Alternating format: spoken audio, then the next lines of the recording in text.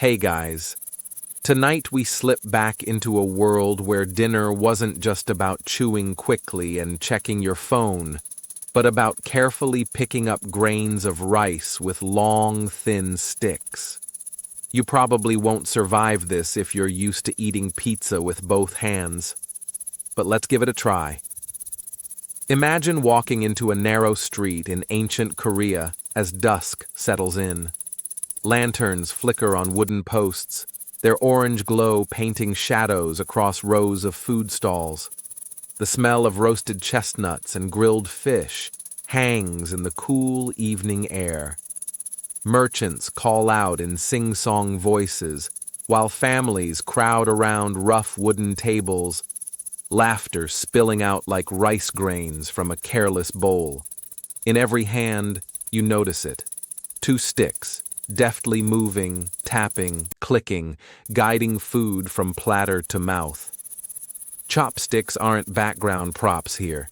They're center stage, shaping how everyone eats, how they sit, and even how they think about manners.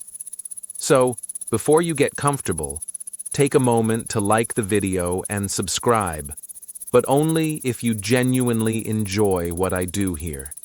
And if you're tuning in right now, post your location and your local time in the comments. I always love seeing where and when you're listening from. Now, dim the lights, maybe turn on a fan for that soft background hum, and let's ease into tonight's journey together. As you wander further into the markets, your ears pick up the soft percussion of chopsticks against ceramic bowls. It's not just the eating, it's the rhythm of community. The average family here doesn't own knives for the table. Cutting, chopping, trimming, that all happens in the kitchen.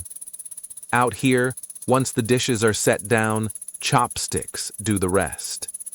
There's a sense of order in the air, the way people lean close to the tables, sitting cross-legged, food at chest height, each hand trained by years of practice. One mainstream historical fact settles in. Archaeological digs suggest chopsticks have been used in Korea since at least the Three Kingdoms period, roughly the 1st to 7th centuries CE. That's about the time you'd be running from barbarian invasions elsewhere. But here, someone was already dropping dumplings between 2 sticks. And yes, that image is as funny as you're picturing. It happened then. It happens now. A quirky tidbit floats by as you notice one vendor boasting that his chopsticks are made from chestnut wood, blessed by being carved during a thunderstorm. Supposedly, they carry a spark of protection against illness. Whether anyone actually believed that, or just liked the idea of lightning-seasoned utensils, who knows, but he sells out quickly. Historians still argue whether Korea borrowed chopstick use directly from China, or whether it developed in parallel with unique local tweaks. What you see, though, is already distinctly Korean. Tables are low, meals are communal, and chopsticks often share the spotlight with spoons, something less emphasized in China or Japan. The market feels alive, yet oddly calming. You follow a family settling down at a table where the father patiently demonstrates the correct way to hold the sticks to his youngest child. His fingers curve gracefully, while the child's chopsticks splay apart, nearly launching a mushroom into the air. Everyone chuckles softly, a reminder that even back then, table manners were learned with patience and laughter. Your eyes catch the subtle artistry in everyday life. Some chopsticks are plain, smoothed just enough not to splinter, while others are stained with natural dyes, dark reds and browns that glow in the lantern light. One wealthy merchant shows off a pair with inlaid brass at the tips, far too precious for greasy grilled squid. He probably only uses them at home while glaring at his kids for dropping sauce on the floor. The night thickens, and as you weave through the crowd, the gentle clatter of chopsticks starts to sound like rain on a roof. The repetition is soothing. Click, lift, chew, swallow, repeat. Even the mistakes blend into it. The dropped piece of tofu bouncing off a lap, the soft laugh, the renewed attempt. And you realize this isn't just eating, it's training your body to slow down, to balance, to connect with the food in a rhythm far removed from your modern fork-stabbing frenzy. Somewhere nearby, a storyteller clears his throat, and you catch a line. Our hands hold more than food. They hold discipline. It's a little dramatic, but you get it. Chopsticks aren't simply tools, they're reflections of culture. As the lantern smoke curls into the night sky, you lean back and let the warmth of the crowd, the smell of broth, and the endless clicking rhythm of chopsticks lull you into the start of this long journey. You push past the noisy markets and drift toward a quieter part of the city, where the rooftops rise higher and guards stand at attention. The air smells different here, not of grilled chestnuts and fried dough, but of incense and polished wood. You find yourself stepping into the palace kitchens, a world far more orderly and intimidating than the bustling stalls you just left behind. Huge pots simmer with broths, slabs of meat lie neatly arranged on cutting boards, and servants glide about with practiced silence. At the center of all this preparation is something deceptively small: the silver chopsticks of the royal family. They don't look flashy at first, long, slender, polished, until they catch the faintest glow of torchlight. But their weight in history is heavier than any golden crown. You watch as a servant carefully sets them down on a lacquered tray, beside matching silver spoons. These are no ordinary eating tools, they're detectors. The idea is simple. If someone tries to poison the king's food with arsenic or sulfur, the silver reacts, darkening or corroding. Imagine dinner as a kind of live chemistry experiment, where the lab equipment also doubles as your cutlery. Practical, yes, but also kind of terrifying. A mainstream historical fact plants itself here. Records from Korea's Joseon dynasty, spanning the 14th to 19th centuries, confirm that royal households indeed used silver chopsticks for protection. This wasn't unique to Korea. Chinese elites also dabbled in metal utensils, but in Korea, the practice became woven into royal identity. It was almost as if a king couldn't be seen at table without those slender sticks of shining metal. Here's the quirky tidbit. Despite all the ceremony, silver chopsticks weren't perfect lie detectors. They could tarnish from harmless ingredients like garlic or onions. Picture a poor chef sweating bullets because the garlic stew just turned the king's utensils black, even though no assassin was anywhere in sight. Somewhere in the palace, you just know a cook muttered under his breath, "Maybe His Majesty should stick to boiled cabbage tonight." Historians still argue whether the silver chopsticks were truly effective as poison detectors, or if they served more as a symbolic reassurance, like a high-tech security system that mostly just beeps when you burn toast. Some scholars insist it was largely theater, a way to project control and vigilance in an age when palace intrigue was as common as spilled soup. As you look closer, the kitchen's hierarchy becomes obvious. The chopsticks symbolize more than survival. They mark status.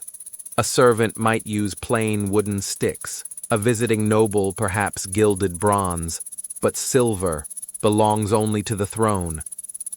Watching the ritual of preparation, you sense that the metal is less about taste or utility and more about reminding everyone who holds power at the table. A scene unfolds before you. The king seated cross-legged at a low, ornate table. Bowls of banchan, tiny side dishes of pickled vegetables, grilled fish, seasoned roots, fan out like a painter's palette. Every dish has been tasted first by official tasters, then examined again. Finally, the silver chopsticks are laid gently before the monarch, their sheen reflecting candlelight. The king lifts them slowly, as if the entire court holds its breath, waiting for a reaction. Nothing changes. The sticks remain bright, unblemished. A murmur of relief flows through the room. Only then does the first bite begin. The symbolism doesn't stop there. The act of eating with silver chopsticks became tied to the idea of moral purity. Shiny, untarnished sticks suggested not just safe food, but a safe conscience. Of course, it's hard to say how much of that was genuine philosophy and how much was convenient PR.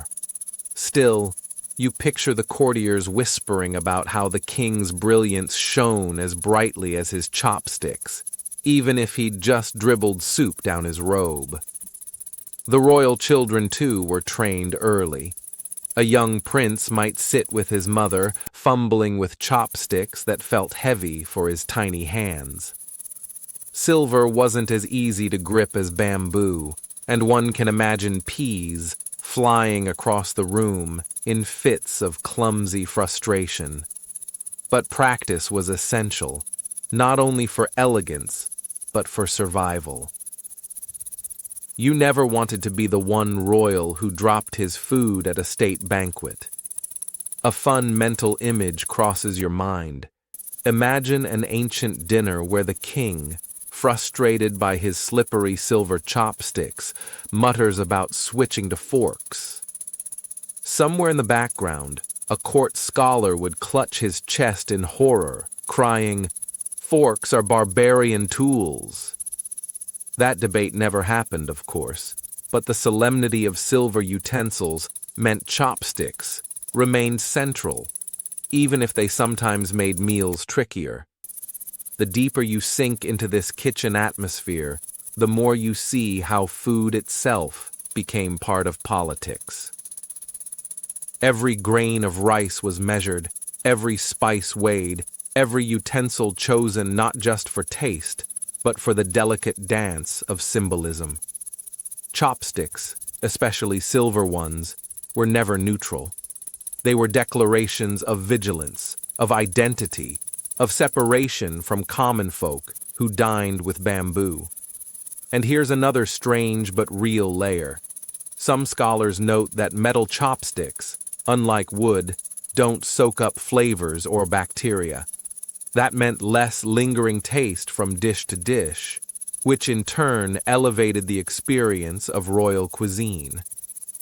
When you're a monarch with 50 side dishes, you don't want your marinated beef tasting faintly of last night's cabbage kimchi. That's one royal complaint no chef wanted to hear. The torches sputter as you step out of the palace kitchen into the cool night. Behind you, the silver gleam remains, a silent guard against invisible threats. Ahead, beyond the walls, the city still hums with laughter and plain bamboo chopsticks clattering in bowls. The contrast couldn't be sharper. Inside the palace, chopsticks are about survival and power.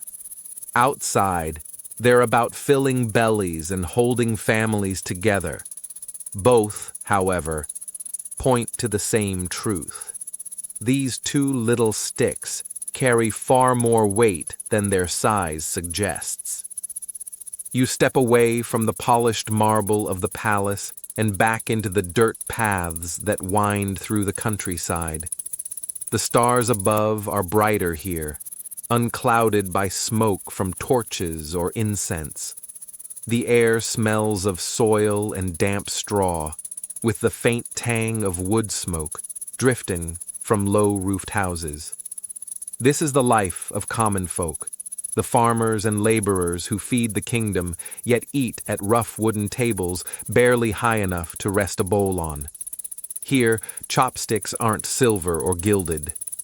They are bamboo, plain, light, and cut straight from the groves that line the hills. Imagine a farmer at the end of his day, shoulders aching from plowing with an ox, hands calloused from hauling buckets of water. He sits cross-legged with his family around a simple meal, rice, kimchi, maybe a salted fish if times are good. His chopsticks are carved by his own hand, sanded with a bit of grit until smooth enough not to splinter. They aren't polished treasures, just tools, yet they're personal.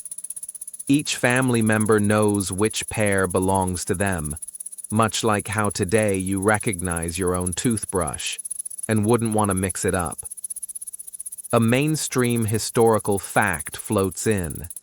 Bamboo was the most common chopstick material across much of Korean history, especially for everyday folk.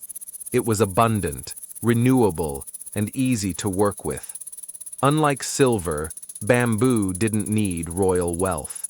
A quick trip to the nearest grove, a sharp knife, and you had utensils for the entire family. Of course, they didn't last forever. Bamboo warped, cracked, or grew rough with use, but replacements were just a walk away. The quirky tidbit you overhear from a passing elder makes you chuckle. Some villagers believed bamboo chopsticks could absorb bad luck if you used them during storms. So, after lightning-filled nights, people often burned their old chopsticks and carved fresh ones. Imagine tossing out perfectly good utensils just because thunder grumbled, an ancient version of, well, better safe than sorry. Historians still argue whether this practice of frequent replacement was purely practical, because bamboo wore out quickly, or if there was genuinely a superstitious layer. The truth is probably tangled between the two. People like durable tools, but they also like feeling they've outsmarted the spirits. Back at the table, you notice how different the rhythm of eating feels compared to the palace. There's no ceremonial pause, no taster rushing to check the food. The family just digs in. Chopsticks clicking against clay bowls, children squabbling over who gets the bigger piece of radish. A mother scolds gently, reminding them not to point their chopsticks at others, an early lesson in etiquette. Here, manners are taught not with stiff rules, but with everyday corrections, passed down with the same casual repetition as planting seeds. The bamboo itself tells a story. When polished, it feels warm, not cold, like metal. It bends slightly under pressure, forgiving clumsy grips. And because it's so light, children learn with bamboo first, their small fingers adapting to the rhythm long before they can carry water jars or help in the fields. You lean closer to the family fire and see how chopsticks double as cooking tools. The father stirs the pot with a long bamboo pear, far sturdier than the dainty ones laid out for dinner. He pulls out a steaming dumpling, sets it aside to cool, then hands it to his son with a grin. The boy fumbles, nearly drops it, then triumphantly gets it into his mouth. The table burst into laughter, the kind that makes simple meals feel like feasts. And here's where you can't help but imagine the comic possibilities. Picture a farmer, too tired to lift his chopsticks properly, trying to shovel rice into his mouth, only for half of it to tumble back into the bowl. His wife rolls her eyes, mutters something about royal manners, and keeps eating without missing a beat. It's the kind of timeless domestic comedy you'd recognize instantly, even centuries later. Yet beneath the humor lies discipline. Even in humble homes, chopsticks carry weight as symbols of order. Meals are communal, not individual plates. Everyone dips into the same dishes, using their own chopsticks carefully so as not to spill or contaminate. There's an unspoken agreement. Food belongs to the group, not the person. And those slender sticks, light as they are, enforce that agreement better than any law scroll. As you listen, the night grows quieter, punctuated only by the steady chirp of crickets and the occasional bark of a dog. The meal winds down, bowls scraped clean, chopsticks laid across their rims. Children doze against their parents, bellies full, the day's labor washed away in laughter and rice. The bamboo chopsticks rest there, unremarkable, yet indispensable. Tomorrow, they'll be picked up again, perhaps chipped a little more, until eventually they'll be replaced by fresh ones carved from the grove. Before you drift onward, one last thought lingers. The simplicity of bamboo chopsticks hides how deeply they shaped daily rhythm. They taught children patience, embodied community values, and linked households to the land itself. In the palace, silver meant survival. Here, bamboo meant belonging. And that belonging, humble though it looked, carried a strength just as enduring as any royal banquet. You leave behind the smoky hearths of the farmers and walk toward a different sound entirely. The clanging of hammers against anvils, sparks bursting into the night like fireflies gone wild. The air tastes metallic here, sharp and hot, carrying the weight of molten iron. You've wandered into the domain of blacksmiths, those who forged not only plowshares and blades, but, occasionally, chopsticks. Yes, iron chopsticks. They may not sound as glamorous as silver or as humble as bamboo, but they held their own strange chapter in Korea's dining history. Inside a dim workshop, a smith leans over a glowing furnace, sweat dripping down his back. His tongs gripping a thin rod of heated iron. With practiced precision, he hammers it into shape, thinner, flatter, longer. The rhythmic strikes echo like a drum beat, steady and determined. These chopsticks will not break easily. They won't bend under pressure. Unlike bamboo, they don't need replacing every season. They promise permanence, something a weary household might crave. A mainstream historical fact clicks into place here. Metal chopsticks, iron, and later brass, began appearing more commonly during Korea's later dynasties, especially among wealthier families and urban households. This development tied to the peninsula's rich iron-working tradition, which had long supplied weapons and tools. If you can forge a sword, after all, you can certainly manage a pair of eating sticks. But here comes the quirky tidbit, whispered by an apprentice as he quenches a finished pear in water. Some believed iron chopsticks gave extra strength to the eater, as if tiny traces of the metal seeped into the food. Children were told that if they ate with iron sticks, they'd grow as strong as the blacksmith himself. Whether that ever worked is, of course, highly debatable, unless the definition of strength includes the ability to chew stubbornly on overcooked radish. Historians still argue why exactly iron chopsticks became more common. Was it hygiene? Metal is easier to clean than porous bamboo, especially in communal meals with all those shared side dishes. Or was it about status, owning something heavier, more durable, more expensive than what a farmer could cut from a grove? Perhaps it was practical necessity in certain regions where bamboo was scarce.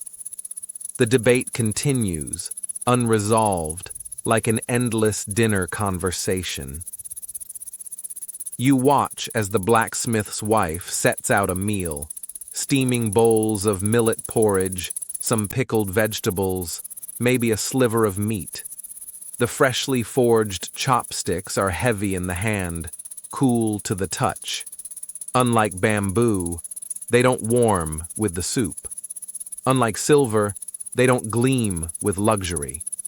They sit somewhere in between, sturdy, plain, slightly intimidating. The blacksmith grips them with ease, his calloused fingers barely noticing their weight. But his children struggle, their wrists wobbling as they try to lift noodles without clattering them back into the bowl. Here's a moment of humor for you. Picture a child determined to impress his father, holding iron chopsticks with both hands, grunting like he's about to lift a dumbbell, only for the noodles to slither away onto his lap. The family bursts out laughing, and the father shakes his head with mock seriousness. Back to bamboo for you, little one. But there's another layer, too. Iron utensils were practical in times of scarcity. During wars or famines, when wooden supplies burned away for fuel, metal sticks survived. They could be reused endlessly, even passed down generations, dented but unbroken. There's something almost poetic about that. While kingdoms rose and fell, iron chopsticks endured in kitchens, carrying stories of survival more quietly than any sword. You overhear one traveler in the smithy mutter that iron chopsticks taste funny, that the metallic tang spoils the rice. Another insists they're cleaner, safer, and worth the adjustment. Even today, stainless steel chopsticks remain uniquely Korean, a legacy born from this long dance between practicality and taste. But in these early days, the debate raged on in households, the comforting warmth of bamboo versus the heavy permanence of iron. Which would you choose? A small fire crackles in the corner as the smith cools down his tools. The room fills with shadows, the day's work done. On a shelf above the forge rest neat rows of chopsticks, each pair slightly different in shape, thickness, or finish. They aren't mass-produced. Each is handmade, carrying the subtle signature of the craftsman. To an untrained eye, they're just sticks of iron. To the smith, they're proof that even something as ordinary as eating can be elevated through sweat and skill. And as you step back into the night, you realize that iron chopsticks reflect more than practicality. They mirror resilience. They remind you that in a world where bamboo could splinter and silver could tarnish, iron endured.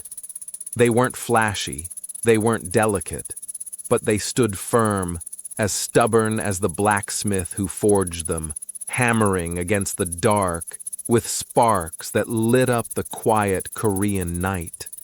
You leave behind the smoky hearths of the farmers and walk toward a different sound entirely. The clanging of hammers against anvils, sparks bursting into the night like fireflies gone wild. The air tastes metallic here, sharp and hot, carrying the weight of molten iron. You've wandered into the domain of blacksmiths, those who forged not only plowshares and blades, but, occasionally, chopsticks. Yes, iron chopsticks. They may not sound as glamorous as silver or as humble as bamboo, but they held their own strange chapter in Korea's dining history. Inside a dim workshop, a smith leans over a glowing furnace, sweat dripping down his back. His tongs gripping a thin rod of heated iron. With practiced precision, he hammers it into shape, thinner, flatter, longer. The rhythmic strikes echo like a drum beat, steady and determined. These chopsticks will not break easily. They won't bend under pressure. Unlike bamboo, they don't need replacing every season. They promise permanence, something a weary household might crave. A mainstream historical fact clicks into place here. Metal chopsticks, iron, and later brass, began appearing more commonly during Korea's later dynasties, especially among wealthier families and urban households. This development tied to the peninsula's rich iron-working tradition, which had long supplied weapons and tools. If you can forge a sword, after all, you can certainly manage a pair of eating sticks. But here comes the quirky tidbit, whispered by an apprentice as he quenches a finished pear in water. Some believed iron chopsticks gave extra strength to the eater, as if tiny traces of the metal seeped into the food. Children were told that if they ate with iron sticks, they'd grow as strong as the blacksmith himself. Whether that ever worked is, of course, highly debatable, unless the definition of strength includes the ability to chew stubbornly on overcooked radish. Historians still argue why exactly iron chopsticks became more common. Was it hygiene? Metal is easier to clean than porous bamboo, especially in communal meals with all those shared side dishes. Or was it about status, owning something heavier, more durable, more expensive than what a farmer could cut from a grove? Perhaps it was practical necessity in certain regions where bamboo was scarce. The debate continues, unresolved, like an endless dinner conversation. You watch as the blacksmith's wife sets out a meal, steaming bowls of millet porridge, some pickled vegetables, maybe a sliver of meat. The freshly forged chopsticks are heavy in the hand, cool to the touch. Unlike bamboo, they don't warm with the soup. Unlike silver, they don't gleam with luxury. They sit somewhere in between, sturdy, plain, slightly intimidating. The blacksmith grips them with ease, his calloused fingers barely noticing their weight. But his children struggle, their wrists wobbling as they try to lift noodles without clattering them back into the bowl. Here's a moment of humor for you.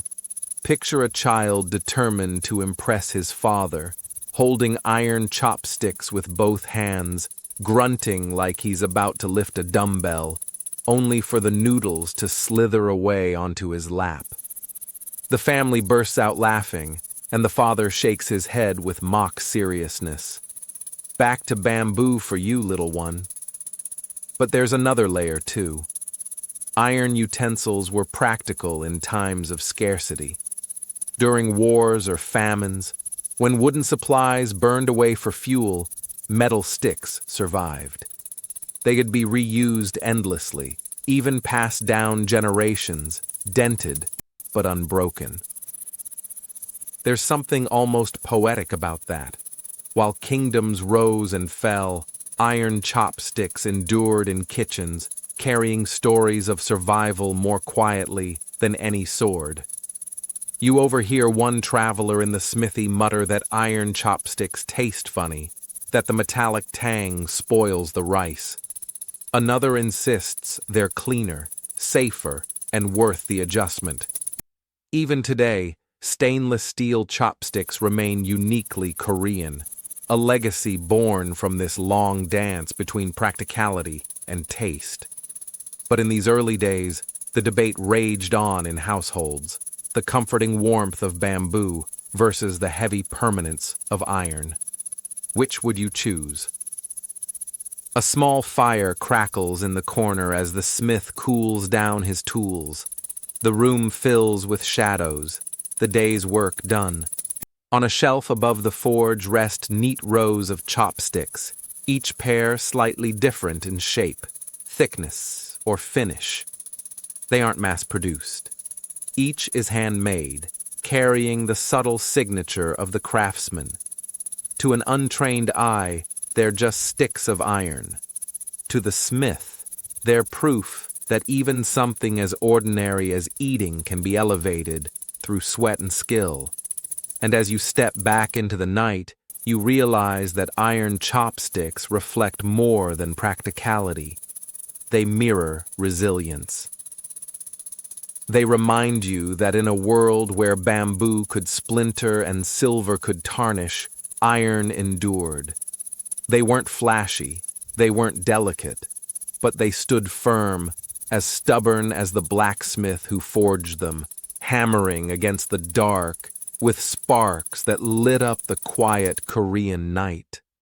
You wander away from the blacksmith's glowing forge and find yourself in a quieter village lane where homes huddle low to the ground. The scent of steaming rice and fermented cabbage wafts through the night air. You slip inside one of these modest homes, ducking beneath the low roof beams, and suddenly you're in the middle of a family dinner. The space feels small but alive, and everything circles around a wooden table so low you could almost mistake it for a footstool. People here don't sit in chairs. They fold their legs beneath them on woven mats, knees brushing the edges of the table. And it is in this posture, close to the ground, that chopsticks reveal their deeper role, not just as tools, but as quiet enforcers of etiquette. You notice first the way the family moves. No one lunges at food. Dishes are set in the middle within equal reach of everyone, and chopsticks become extensions of patience. A son waits for his father to serve himself first. A daughter glances toward her mother for permission before lifting her own chopsticks. The rhythm of eating here isn't chaotic. It's choreographed. And this choreography is shaped by the sticks in everyone's hands. Unlike spoons or forks, which encourage scooping or stabbing, chopsticks demand precision, timing, and restraint. A mainstream historical fact comes to mind. In Korea, low tables and floor-sitting meals have been a tradition for centuries, dating back to at least the Goryeo dynasty. With food spread across shared platters, etiquette evolved naturally. Chopsticks became more than utensils. They became instruments of harmony, reminding each person to move carefully, to respect others' space, and to avoid clashing into bowls like some hungry barbarian. Now here's the quirky tidbit. One grandmother at the table insists that if you stick chopsticks upright into a bowl of rice, spirits will think it's an offering for the dead. The children giggle nervously, but obey, never daring to leave their chopsticks standing like candles. It's both superstition and social rule. No one wants dinner mistaken for a funeral, so instead, chopsticks are always laid gently across a bowl or beside it, like sleeping snakes waiting to be picked up again. Historians still argue whether strict chopstick etiquette developed mainly from Confucian teachings imported from China, or whether it arose organically from Korea's communal dining habits. Some scholars insist Confucianism codified the rules. Respect elders, don't wave your chopsticks, don't lick the tips. Others say these rules grew naturally in small households long before scholars scribbled them into books. Either way, the result is the same. The sticks quietly dictate behavior at every meal. You watch the father carefully lift a slice of grilled fish and place it into his wife's bowl before serving himself.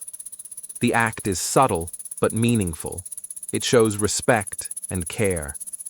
Around the table, no one dares to grab the best piece first. Chopsticks slow everyone down, forcing them to pick gently rather than scoop greedily. It's as though the tool itself whispers, "Be mindful. Share." Of course, rules sometimes clash with reality. A young boy, impatient, reaches across the table and nearly knocks over a bowl of broth with his chopsticks. The mother swats his hand lightly, giving him a look that could curdle milk. He sulks, but straightens up, learning the lesson. You can't help but smirk. It's the ancient version of elbows off the table, except here the offenders are chopsticks that misbehave. The low table itself plays a role. Because everyone sits so close, even small gestures become magnified. A clumsy movement with chopsticks might poke your neighbor or spill soup. So, over generations, people learned to eat with delicacy. Meals became less about devouring and more about balance, literally and socially. If bamboo or iron chopsticks trained your hands, etiquette trained your patience. There's humor tucked into this seriousness. Imagine a visiting traveler from a fork-using culture, plopping down at one of these low tables, knees aching, back hunched, chopsticks flailing like drumsticks. Within minutes, he'd either poke himself in the eye or send kimchi flying across the mat. The family would chuckle politely, then spend the rest of dinner trying not to stare. The chopsticks enforce order, but they also expose outsiders immediately. Another detail catches your eye. No knives at the table. Everything is pre-cut in the kitchen into bite-sized pieces.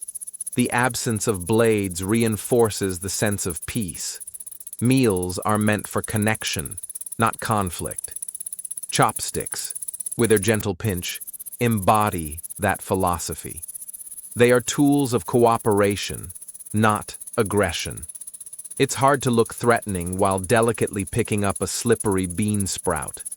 As the meal winds down, you notice how chopsticks are placed neatly across bowls, parallel and calm, never scattered or crossed. Crossing chopsticks, another grandmother whispers, is bad luck, like tangling fate itself. Whether that belief is universal or just her personal superstition doesn't matter. The children believe it, and so the ritual continues, and you realize that these simple rules, don't point, don't stab, don't cross, don't stick upright, are less about spirits or scholars and more about keeping meals peaceful. By demanding focus, chopsticks help meals slow down. By limiting movement, they encourage mindfulness. By sharing dishes, they force cooperation. The oil lamp flickers low, and the family leans back with contented sighs, bowls empty, hands resting quietly. The chopsticks lie in their places, silent reminders of a code of conduct older than any of them. As you slip back into the night, you carry that image. Low tables, bent knees, patient hands. In the grand scheme of history, it might look like nothing more than eating rice. But, in truth, it is civilization itself, taught one careful bite at a time. The night deepens as you wander away from the warm glow of village homes and find yourself following the faint sound of wooden bells and low chanting. The path winds upward toward a temple nestled on a hillside, its tiled roof catching moonlight like a silver wave. The smell of pine trees mixes with incense drifting from within. Here, you step into the quiet world of Buddhist monks, men and women who see chopsticks not only as eating tools, but also as instruments of mindfulness. You slip through the wooden gate and into the temple courtyard. Lanterns glow faintly, illuminating rows of simple bowls laid out on the floor. No grand banquets, no silver polish, only the bare essentials. A monk motions for you to sit, cross-legged like the others, in front of a small wooden tray. On it rests a bowl of rice, a few pickled vegetables, and of course, a pair of chopsticks. These are not ornate. They are plain, carved from wood or bamboo, smoothed down by years of use. A mainstream historical fact surfaces. Buddhism spread widely in Korea during the Three Kingdoms period, and especially flourished under the Silla and Goryeo dynasties. Monastic life brought with it new rituals of eating, where meals weren't just about filling bellies, but about practicing discipline and gratitude. Chopsticks became part of that ritual, their very use reminding monks to slow down and focus on the present moment. You sit among them as the chanting fades, replaced by silence. Each monk picks up his chopsticks with both hands, bows slightly, then begins to eat in unison. The room fills with the soft click of wood against bowls. No one rushes. No one talks. Every motion is deliberate, from lifting a single grain of rice to placing the chopsticks neatly across the bowl between bites. You can almost hear the mindfulness in the air, a stillness that makes every sound sharper, the rustle of robes, the chirp of a cricket outside, the soft crackle of a candle. Here comes a quirky tidbit. In some temples, monks developed a playful tradition of tapping their chopsticks lightly against their bowls before eating, almost like striking a miniature gong. Some said it was to awaken gratitude, others to chase away greedy thoughts. But to an outsider, it might look suspiciously like they're starting a tiny percussion concert before dinner. Imagine an ancient monk turning mealtime into a beatbox session. You'd have to admit, it lightens the solemn vibe. Historians still argue whether these rituals were purely practical, meant to keep meals synchronized and quiet, or whether they carried symbolic weight tied directly to Buddhist philosophy. Was the silence about concentration, or was it about detachment from worldly chatter? Either way, the result was the same, a meal that trained the mind as much as it fed the body. You notice how monks handle their chopsticks with an elegance that feels different from villagers or even nobles. Every motion is economical, smooth, as if even clumsiness would be considered a lapse in awareness. A younger novice struggles at first, his chopsticks slipping and dropping a radish slice. He blushes deeply, but no one scolds him. The older monk beside him simply sets his own sticks down, waits, and resumes eating only when the novice regains his composure. It's a lesson taught in silence. Patience is shared, not forced. Meals in the temple are vegetarian, another mark of Buddhist discipline. With no meat to chew through, the chopsticks often pick up softer foods, boiled greens, tofu, rice. The gentleness of the cuisine pairs naturally with the gentleness of the utensil. And yet, even here, you sense how the chopsticks become more than just functional. They are reminders that the act of eating is sacred, that every bite is to be respected, not gulped down like a midnight snack in front of your glowing phone screen. Picture yourself here for a moment. The world outside is noisy, chaotic, filled with arguments over silver versus bamboo or iron chopsticks. Inside this temple, the sticks are just wood, simple and unpretentious, yet they hold more meaning than any gilded set. They guide you to notice the weight of each grain, the effort of each farmer, the patience of each cook. Suddenly, even chewing becomes a form of prayer. There's a light-hearted image that floats through your mind. What if a monk, after years of practice, became so skilled with chopsticks that he could catch a fly mid-air? It sounds like a joke, but you can almost imagine him grinning quietly, then letting the insect go, proving that discipline doesn't erase humor. As the meal ends, everyone places their chopsticks down together, perfectly parallel, perfectly aligned. Bowls are cleaned carefully, sometimes even rinsed with water and wiped with a piece of kimchi leaf, so that nothing is wasted. Waste, after all, is a form of disrespect. You watch as the monks tidy up with the same calm focus they ate with, as though the cleaning is just another extension of meditation. The candles burn lower, the chanting resumes, and you step back into the courtyard. Behind you, the faint tapping of chopsticks against bowls still echoes in your ears. They were not silver, not iron, not bamboo carved with lightning blessings, but they held the greatest weight of all, awareness. And you realize, in the quiet hands of monks, chopsticks became less about survival or etiquette and more about enlightenment.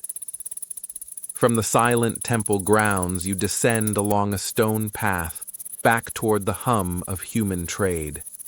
The air grows saltier, heavy with sea breeze, and soon you find yourself standing at a bustling port. Fishing boats bob on the waves, their sails snapping like restless flags. Dock workers shout as they haul nets dripping with silver-scaled fish, while merchants in layered robes haggle loudly, their words blending into a tidal chorus. Here, on the Korean peninsula, the world is not closed off. It is porous, alive with exchange, a crossroads where Chinese traders, Korean villagers, and Japanese envoys rub elbows and sometimes clash over crates of goods. And woven into this swirl of commerce is something deceptively simple: chopsticks. You walk through a row of stalls where goods are laid out like treasures. Silk bolts shimmer in the light. Clay jars of soy sauce sit stacked like fat sentries, and bundles of bamboo chopsticks lie tied together with rough twine. A Chinese trader proudly displays his wares, pairs of chopsticks slightly longer than the Korean style, crafted for reaching into deep communal pots. Next to him, a Japanese envoy eyes the bundles with polite skepticism, his own lacquered chopsticks tucked neatly into his sash. And between them, a Korean merchant grins, selling iron chopsticks said to be sturdier than any foreign version. It's like a dinnerware convention, centuries before IKEA. A mainstream historical fact anchors this scene. Korea, positioned between China and Japan, was a vital cultural and commercial bridge in East Asia. Many practices flowed across its borders: Confucian rituals, Buddhist scriptures, even technologies like printing. Chopsticks, though already native, didn't remain untouched. Korea absorbed influences, adjusted designs, and eventually carved out its own identity. This port isn't just about fish and salt, it's about cultural traffic, carried as easily by utensils as by ideas. Then comes the quirky tidbit. One record tells of Japanese envoys complaining that Korean chopsticks were too slippery and difficult to use, especially when crafted from polished metal. Imagine the diplomatic awkwardness: envoys fumbling with side dishes, kimchi sliding off their sticks, while Korean hosts politely pretended not to notice. It's the 15th century equivalent of someone at a business dinner dropping spaghetti in their lap. Embarrassing? Absolutely. Memorable? Definitely. Historians still argue whether Korean chopstick design, shorter than Chinese versions, flatter and often metallic, was directly shaped by these international encounters or developed independently from domestic traditions. Some say Korea deliberately distinguished itself from neighbors to assert identity, while others argue practicality drove the difference. After all, when you're sharing dozens of tiny side dishes, short and precise tools might just be smarter. You walk deeper into the port and see how food itself travels. A Korean fisherman offers grilled mackerel to a Chinese sailor, both laughing as they try each other's chopsticks. The Chinese man's long sticks feel clumsy on the small Korean dishes, while the Korean chuckles at how easily his shorter pair slips into a deep hot pot. Across the dock, a Japanese envoy demonstrates the fine lacquer on his chopsticks, the red and black designs shimmering. They're works of art, fragile compared to iron, but elegant in ceremony. The Korean children nearby giggle, imitating his stiff posture, pretending to act important with sticks they just picked up off the ground. Here, you notice how chopsticks become more than utensils. They are cultural signatures. The Chinese pair speaks of shared communal pots. The Japanese pair whispers of ceremony and refinement, and the Korean pair reflects practicality, resilience, and communal balance.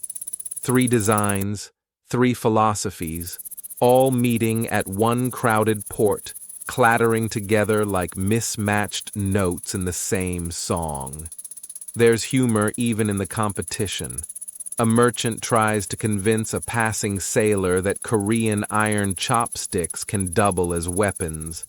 "Why carry a dagger when dinner tools will do?" he boasts. You imagine a bar fight breaking out in a tavern, everyone drawing their chopsticks like miniature swords. In reality, it probably just meant fewer splinters and sturdier utensils. But you can't help smiling at the salesman's bravado. Yet beneath the laughter lies tension. Cultural pride was strong, and utensils symbolized more than convenience. To adopt another nation's chopstick style too readily could feel like conceding ground. So, while trade flowed and influences mingled, Korea held tight to its adaptations, refining them until they became unmistakably Korean. The port was a place of exchange, yes, but also a place where identity was sharpened, meal by meal. The sun dips lower, painting the harbor in amber light. Dock workers begin to pack up, sailors haul ropes, and merchants tie their bundles of chopsticks with deliberate care. You realize that what looks like simple trade has actually shaped centuries of daily life. Every slip of food, every polished surface, every awkward envoy fumbling at the table carries the echoes of this cross-cultural dance. And as the waves slap gently against the dock, you understand. Chopsticks are not just tools for eating. They're passports, signatures, and sometimes even battlegrounds for identity. At this peninsula's edge, where 3 worlds meet, the humble sticks became proof that culture travels quietly, tucked inside a grain of rice, crossing seas without fanfare, shaping lives on both sides of the water. The port fades behind you, the sound of gulls dissolving into memory, and you drift into a hall of scholars. The wooden floor creaks beneath your steps as you enter a Confucian academy, where men in tall black hats sit cross-legged, scrolls rolled open in front of them. The air is thick with the musk of ink and the faint bitterness of tea leaves steeping nearby. Here, chopsticks aren't merely about food. They are part of a philosophy, a symbol woven into the vast web of Confucian ethics that dictate how people should live, respect, and interact. A mainstream historical fact anchors this space. During the Joseon dynasty, Confucianism became the backbone of Korean governance, education, and social order. From family rituals to state ceremonies, Confucian principles dictated behavior, and even the smallest gestures, how you bowed, how you poured tea, and yes, how you held chopsticks, reflected moral discipline. Eating, far from being a private act, was seen as an extension of virtue. You notice the scholars debating, their voices calm but deliberate. One points to the way chopsticks should be placed, never sticking upright in a bowl of rice, for that mimics the incense at funerals and is considered unlucky. Another insists that chopsticks must rest parallel on a small stand, always aligned neatly, as though even a crooked utensil could signal a crooked mind. These details might seem obsessive to you, but in Confucian thought, the smallest outward habit reveals the inward state of the heart. Here comes a quirky tidbit. Some manuals of etiquette from the period gave advice so specific it borders on comedy. One text scolded diners for using chopsticks as toothpicks. Yes, apparently even back then, some people just couldn't resist. Another warned against waving chopsticks in the air as if conducting an orchestra. You imagine a grumpy scholar glaring at his students while muttering, "This is not a musical instrument, young man." Which is funny because, honestly, who hasn't been tempted to drum out a beat on the table during a long dinner? Historians still argue whether Confucian dietary etiquette in Korea was stricter than in neighboring China, or simply adapted differently. Some scholars claim Koreans developed an especially detailed system of table manners because meals in Joseon society included so many side dishes, requiring constant coordination. Others suggest that the emphasis was less about the number of dishes and more about reinforcing hierarchy. After all, in a Confucian world where you sat at the table and how you handled chopsticks said as much about your loyalty as any written pledge. You watch as a master demonstrates.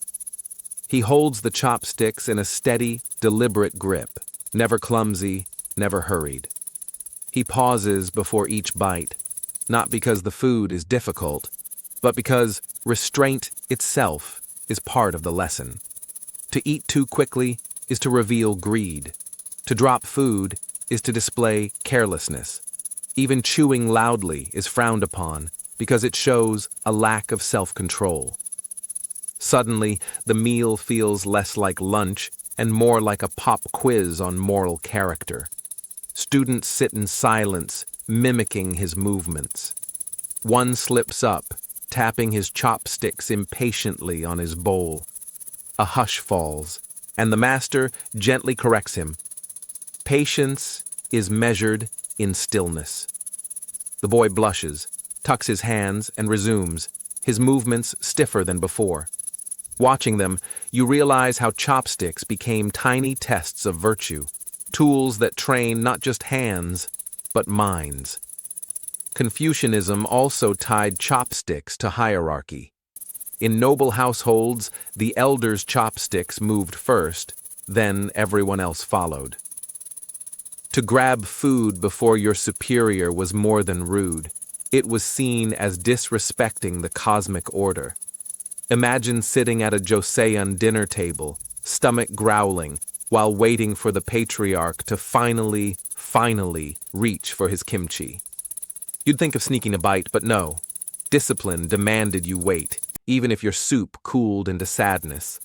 At the same time, chopsticks embodied balance. Unlike knives, which carry an aura of violence, chopsticks represented harmony.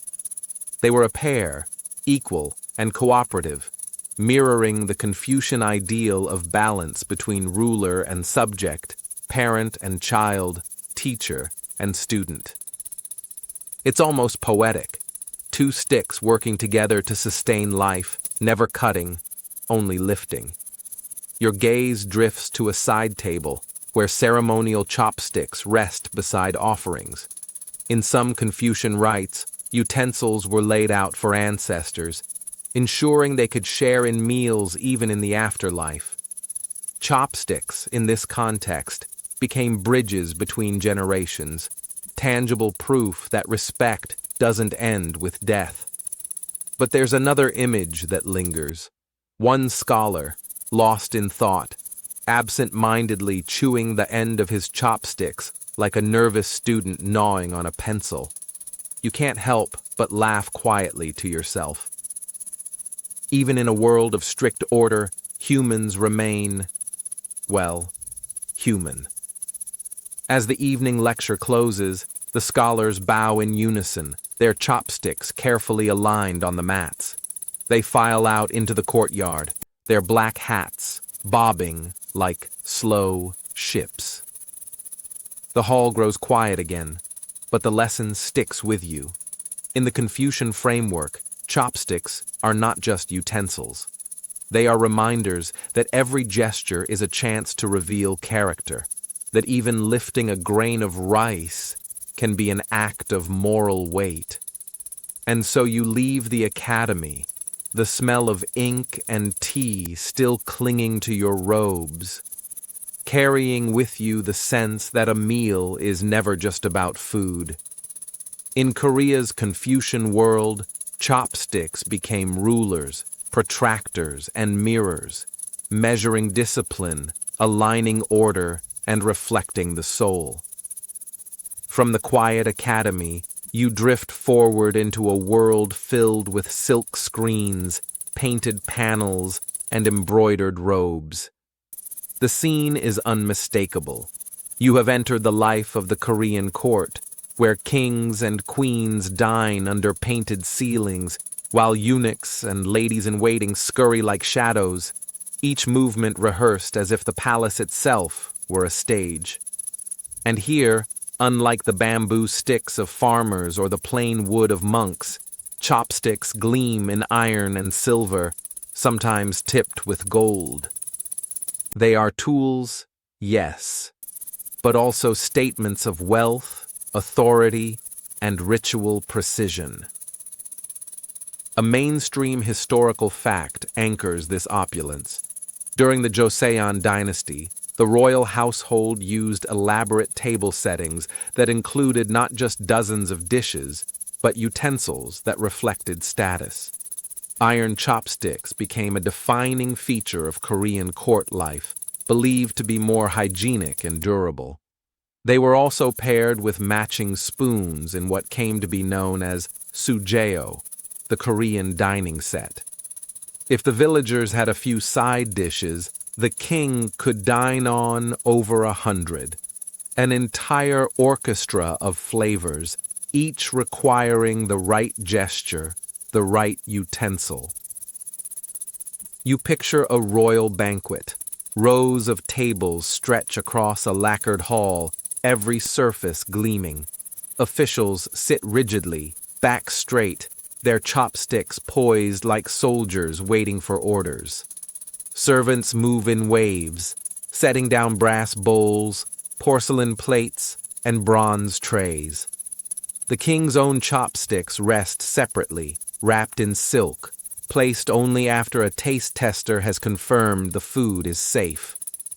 In that moment, you see how eating in the palace is as much about survival as enjoyment. Here comes the quirky tidbit. Legend says silver chopsticks were used to detect poison, turning black if the food was tainted. Historians point out that this isn't chemically accurate for most toxins, but it didn't stop people from believing it. Imagine the scene.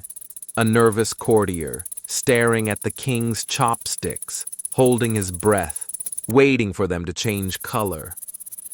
It's the ancient equivalent of waving a metal detector over your meal. Half science, half superstition, but a whole lot of drama. Historians still argue whether the court's preference for iron chopsticks came from genuine concern about poison, or from symbolic statements about strength and permanence. Some say it was purely practical. Iron lasts longer than bamboo or wood. Others argue that using iron reflected Korea's technological pride, a way to flaunt craftsmanship in metallurgy, while neighbors still dined with lacquer and wood. The debate lingers, like a rumor whispered in palace corridors. You notice how the design of royal chopsticks differs subtly. They are flatter, more precise, with edges that can grip the smallest garnish without slipping. After all, palace meals were about presentation. Tiny rolls of egg, delicate slices of pear, or garnishes carved into floral shapes. Imagine trying to pick up a sesame seed without dropping it. That's not just dinner, that's sport. And of course, etiquette in the palace magnifies everything. You cannot bite directly from communal dishes. You must use serving chopsticks. You cannot cross your utensils, as it signals disharmony. And heaven forbid you drop your chopsticks in front of the king. That might earn you a glare colder than the iron they're made of. The pressure is so intense, you start to sweat just watching, secretly longing for the freedom of the monk's quiet meal or the farmer's carefree bowl of rice. Still, there is beauty in the formality. When the queen lifts her chopsticks, the court follows, a ripple of motion like reeds bending in the wind. Each bite becomes a performance of loyalty, an affirmation of cosmic order. Even the clink of chopsticks against porcelain seems to follow rhythm, a music that keeps the palace ticking. You notice a group of young palace women giggling behind their sleeves, sneaking glances at each other's chopstick skills. One accidentally fumbles a slice of persimmon, and her friend quickly covers for her, placing it back on the tray before anyone notices. You smile at the thought.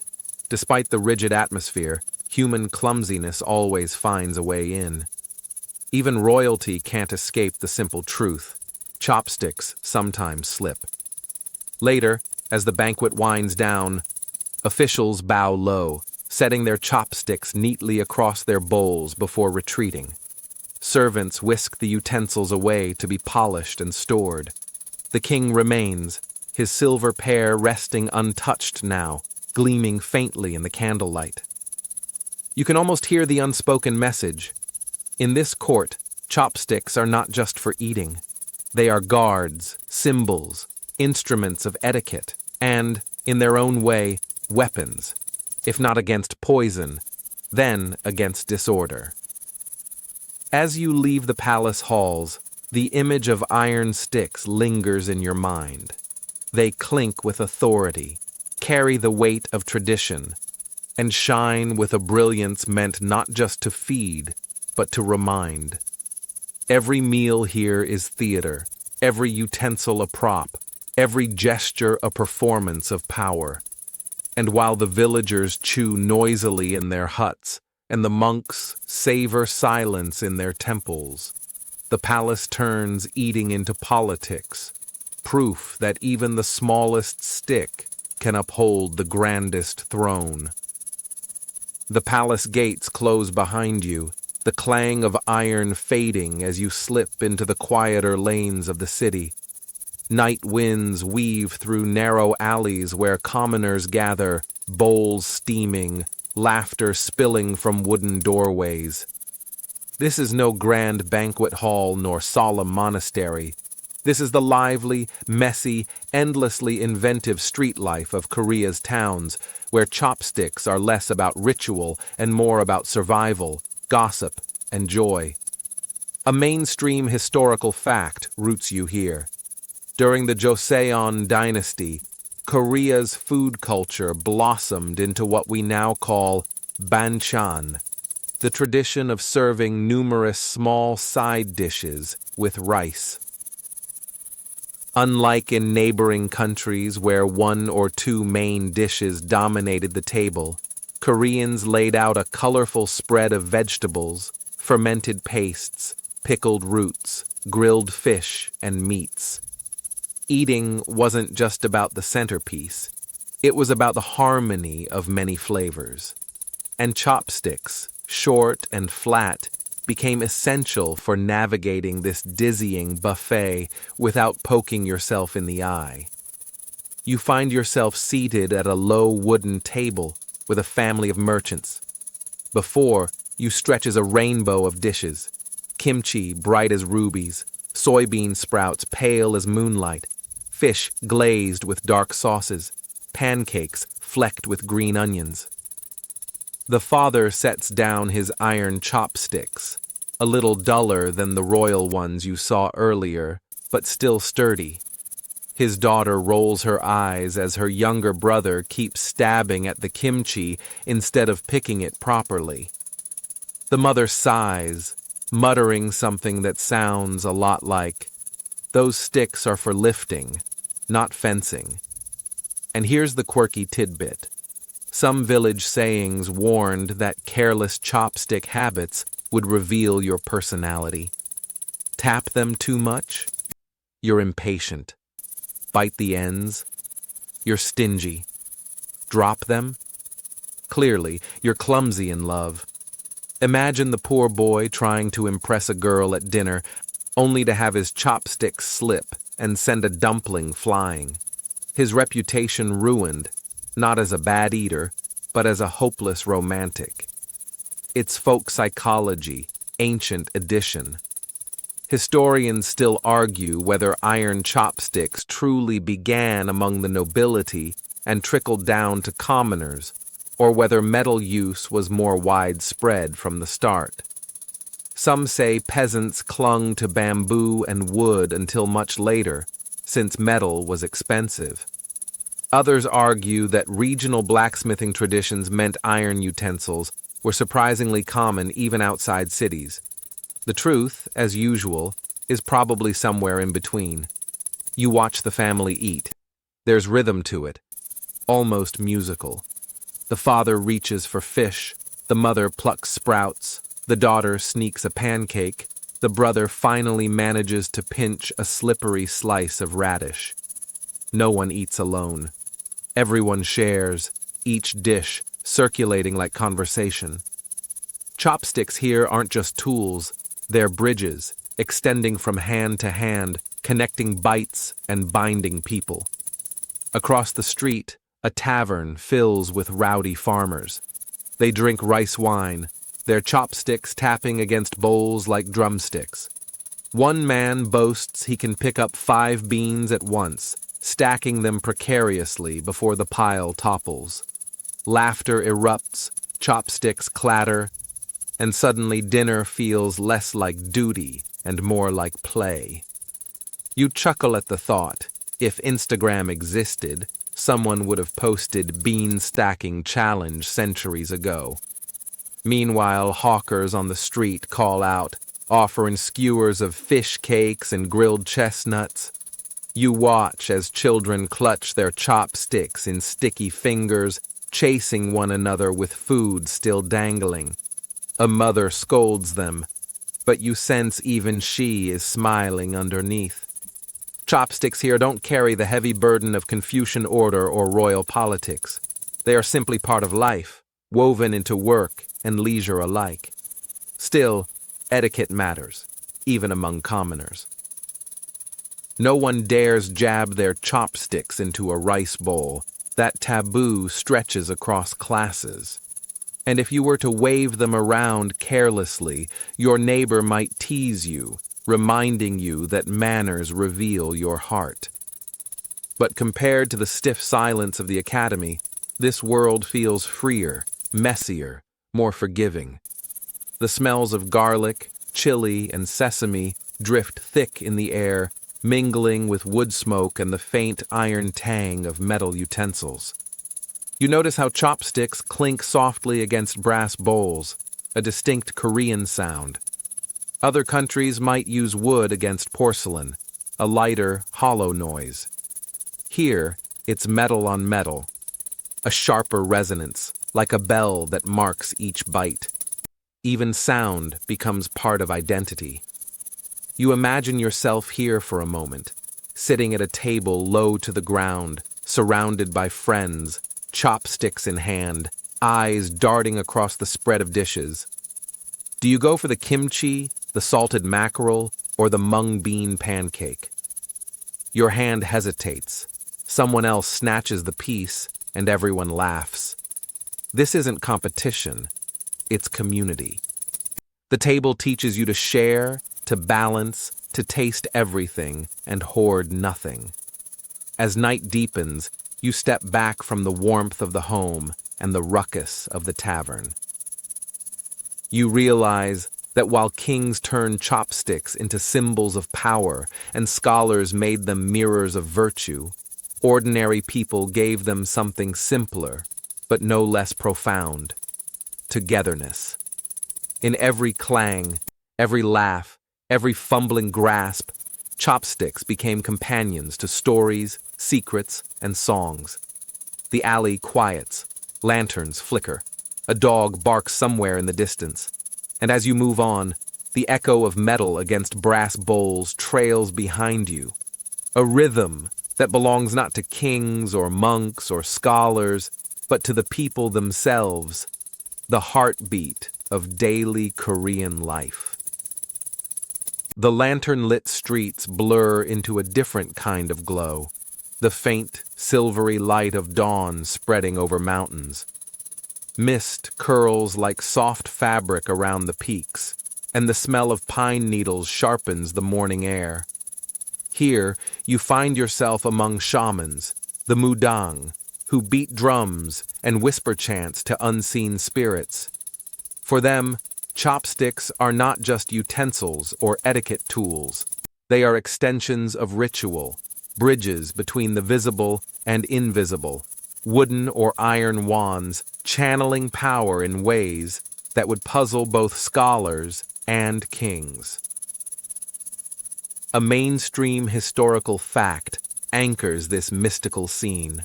Shamanism has been part of Korean life for millennia, predating Buddhism and Confucianism, and persisting even as dynasties rose and fell.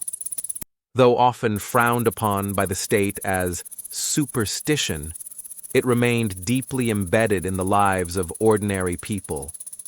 Rituals for harvest, healing, or protection often included food offerings, and utensils like chopsticks sometimes played symbolic roles in setting those offerings before spirits. You crouch beside a shaman's altar. Bowls of rice, fruits, and fish sit neatly arranged, but instead of spoons or knives, chopsticks are laid across the offerings, pointing upward, like antennae waiting for divine reception. The mudang, draped in bright robes, lifts a pair and uses them to stir incense smoke, as if directing unseen energy. You've never seen chopsticks move like this before, not toward the mouth, but toward the sky. Here comes the quirky tidbit. In some folk rituals, people believed spirits could eat through chopsticks left standing in bowls of rice. This practice is still common today during ancestral rites, placing chopsticks upright in rice so that the dead can join the meal. To a shaman, that wasn't just symbolic. It was literal, the ancestors' invisible hands gripping the sticks, savoring the food. Imagine explaining that to a modern dinner guest. Don't touch that rice, Grandpa's eating it right now. Cue awkward silence and nervous laughter. Historians still argue whether these practices were purely symbolic gestures of respect or whether participants genuinely believed in spiritual consumption. Some claim it was metaphor, others insist it was faith. The truth likely varied from household to household, but either way, the chopstick stood as a doorway, a silent acknowledgement that eating connects not only the living, but also the dead. The mudang continues her ritual, clicking chopsticks against bowls in rhythmic patterns. Each tap echoes like a coded message. Sometimes she holds them high, shaking them so the sound cuts through drum beats, as though summoning something beyond the mist. To you, it looks halfway between cooking, praying, and playing an invisible xylophone. Nearby, villagers watch nervously. A sick child clings to his mother's sleeve. A farmer, weary from drought, clasps his hands. All of them focus on the shaman's chopsticks, their faith not in silver that reveals poison or iron that resists heat, but in the idea that these simple sticks could coax unseen forces into kindness.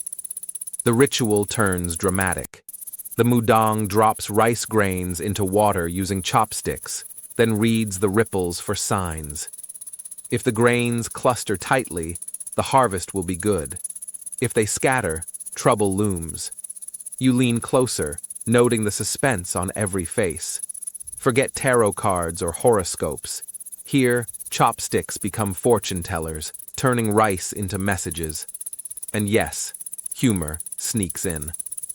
At one point, a stray dog runs into the ritual space, snatches a fish offering, and bolts, chopsticks clattering behind.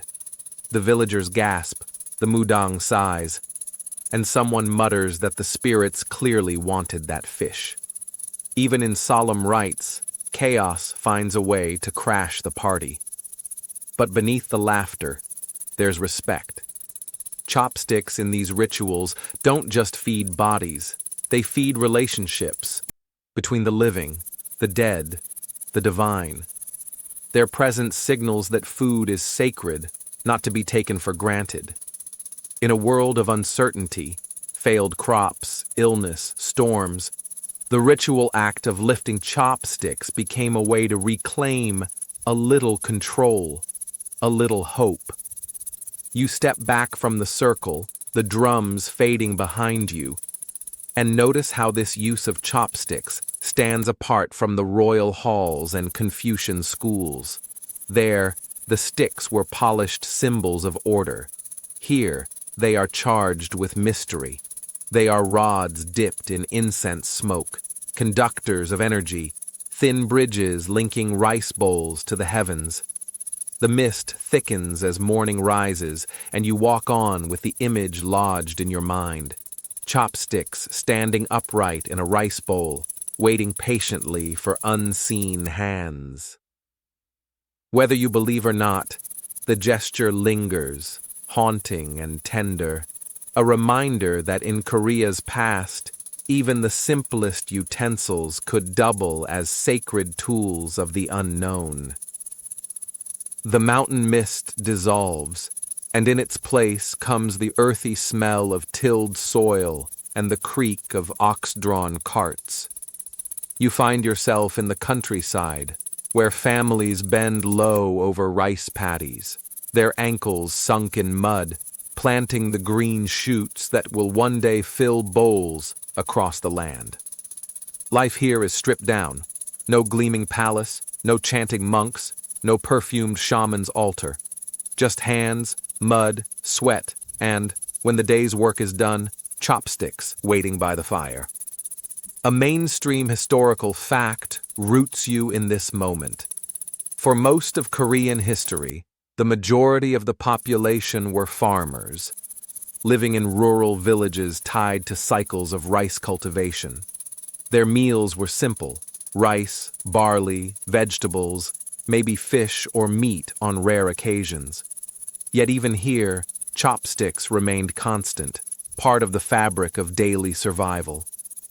Unlike the lacquered Japanese sets or the long Chinese ones, Korean sticks, often metal or well-carved wood, fit neatly into the rhythm of eating meals that emphasized shared dishes.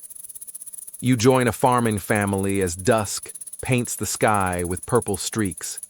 Their hut smells of smoke and garlic, the floor warm from the clay stove. Dinner is spread on low tables, steaming rice, a pot of soybean paste stew, pickled radish. and wild greens gathered from the hills. The chopsticks are plain, their edges slightly worn, but they feel comfortable in the hand, like tools shaped by countless meals. The father picks up a piece of radish and passes it to his youngest child, who grins, cheeks red from the day's sun. Here comes the quirky tidbit. In some villages, children were taught chopstick discipline through playful games. One involved trying to pick up tiny beans or sesame seeds, racing against siblings. Another dared kids to transfer slippery marinated vegetables without dropping them. Losers sometimes had to do extra chores. It's basically the ancestor of dinner table competitions, except instead of winning screen time, you might win a night off from fetching water.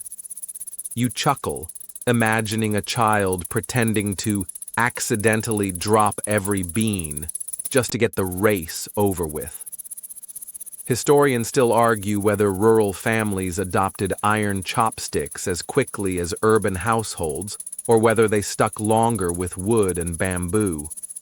Some point to evidence that iron production in certain regions made metal sets more common than previously thought. Others argue that poorer villages clung to bamboo because it was readily available and easy to carve at home. The debate highlights a truth you can see clearly here.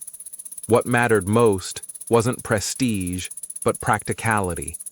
If the chopsticks worked, that was enough. Around the fire, the family eats with chatter and laughter.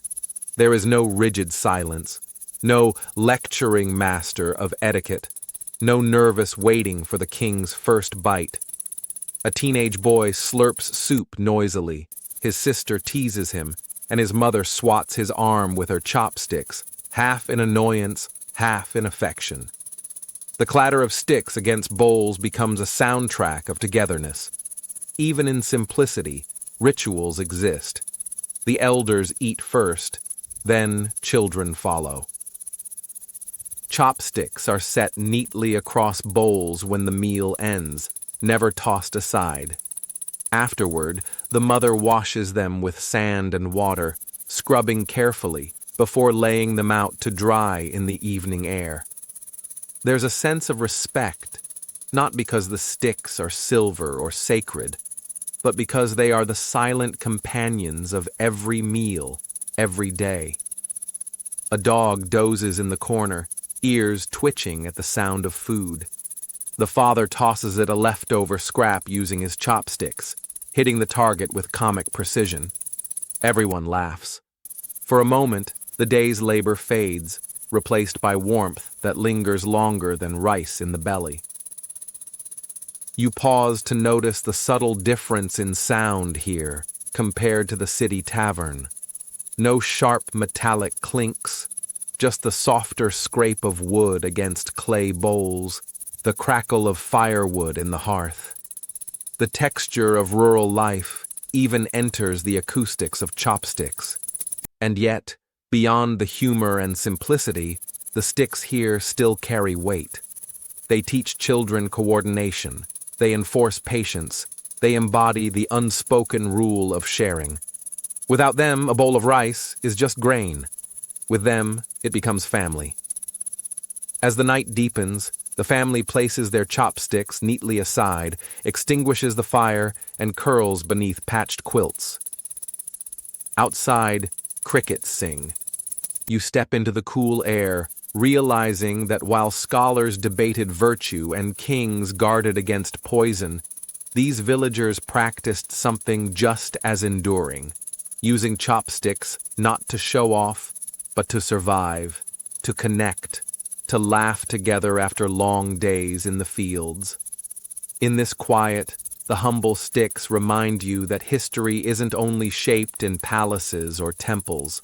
It's written in huts where muddy feet are washed clean, where children giggle over beans, where wood or iron lies across bowls like the simplest punctuation marks in the story of daily life.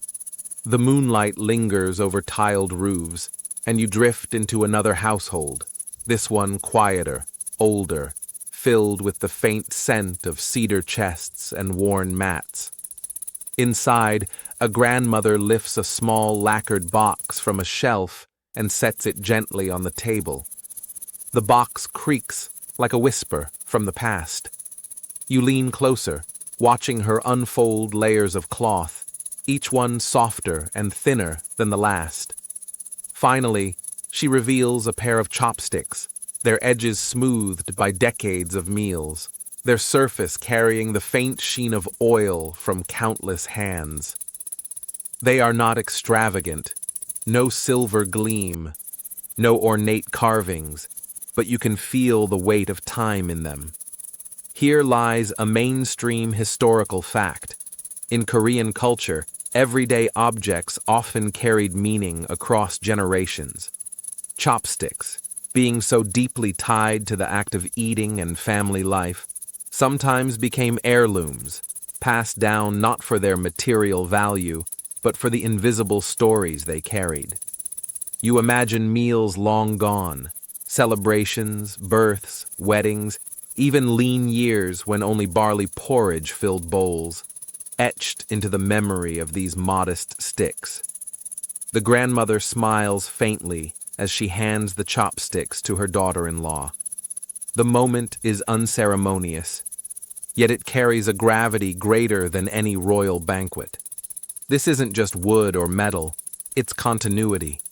Each scratch, each slight bend in the grain is a record of use, a family diary written without ink. A quirky tidbit surfaces. In some households, heirloom chopsticks were believed to remember the hands that held them. Superstition said if a quarrelsome person used them, the sticks would clatter noisily against bowls, as though rejecting disharmony. Others claimed that chopsticks retained flavors, subtly seasoning future meals with the echo of past feasts. Whether or not you believe such things, you can't help but imagine a stubborn set of chopsticks rattling on its own to scold a careless teenager. Historians still argue whether these stories of chopstick inheritance were widespread traditions or more isolated family practices. Some suggest the idea was more symbolic than common, citing limited evidence. Others argue that oral traditions hint at a deep, if understated, respect for chopsticks as transmitters of familial bonds. Either way, standing here, you sense the truth doesn't live in dusty scrolls, but in the grandmother's wrinkled hands and her careful smile. The family gathers for dinner, and the grandmother insists her granddaughter use the heirloom pair for the first time. The child hesitates, her small fingers clumsy, the sticks too long for her grip. Everyone chuckles as she drops a piece of radish and blushes. The father gently guides her, adjusting her fingers, reminding her to hold the sticks steady. In this small moment, generations overlap. The grandmother's legacy, the father's teaching, the child's learning. The chopsticks carry them all, a bridge of polished wood. You notice the small rituals around heirloom chopsticks. They are washed separately, dried carefully, sometimes wrapped again in cloth instead of tossed into a drawer. If cracks appear, they are mended with resin or bound with thin strips of metal, extending their life rather than discarding them. It's the opposite of disposable culture. Here, nothing is easily replaced, especially not the tools that once touched the lips of ancestors. The scene deepens when you overhear the family's stories. The grandmother recalls how her husband used the chopsticks during the war, when meals were scarce and even a piece of dried fish felt like a treasure. She remembers feeding her first son with them, coaxing him to eat broth when he was ill. Each story sharpens the stick's meaning. They are not relics displayed on shelves, but companions that survived hardship and celebration alike. A child asks, "Do they taste different?" And laughter bursts from the table. The grandmother answers that they taste like memory, which is probably not what the child hoped for, but is truer than anything else. You smile, picturing the child later sneaking off to lick the chopsticks, testing if memory really has flavor. The atmosphere glows with intimacy. Unlike the clang of feasts or the solemnity of temple rituals, here the sound is gentler. Wooden tips clicking softly, rice grains sticking, laughter overlapping with the scrape of bowls. These chopsticks do not sparkle like silver in a palace. They shine in silence, in the way they tether people to one another. You realize how these heirlooms resist the erasure of time. Dynasties rise and fall, kings quarrel over land, scholars debate virtue. But at the level of family, chopsticks endure, quietly ensuring that one generation never eats entirely alone. Even when members are gone, their presence lingers in the objects that touch their hands. The meal ends, and the granddaughter carefully lays the chopsticks back into the cloth. She is not yet old enough to grasp their significance, but one day she will. Perhaps she will tell her own children the story of how her grandmother once laughed as she dropped a radish. The sticks will outlast the wrinkles, outlast the voices, maybe even outlast the house itself. Stepping outside, you let the night air cool your face. Somewhere far away, kings still wield silver, monks still chant, merchants still trade. But here, in this modest home, history isn't written in decrees or carved into monuments.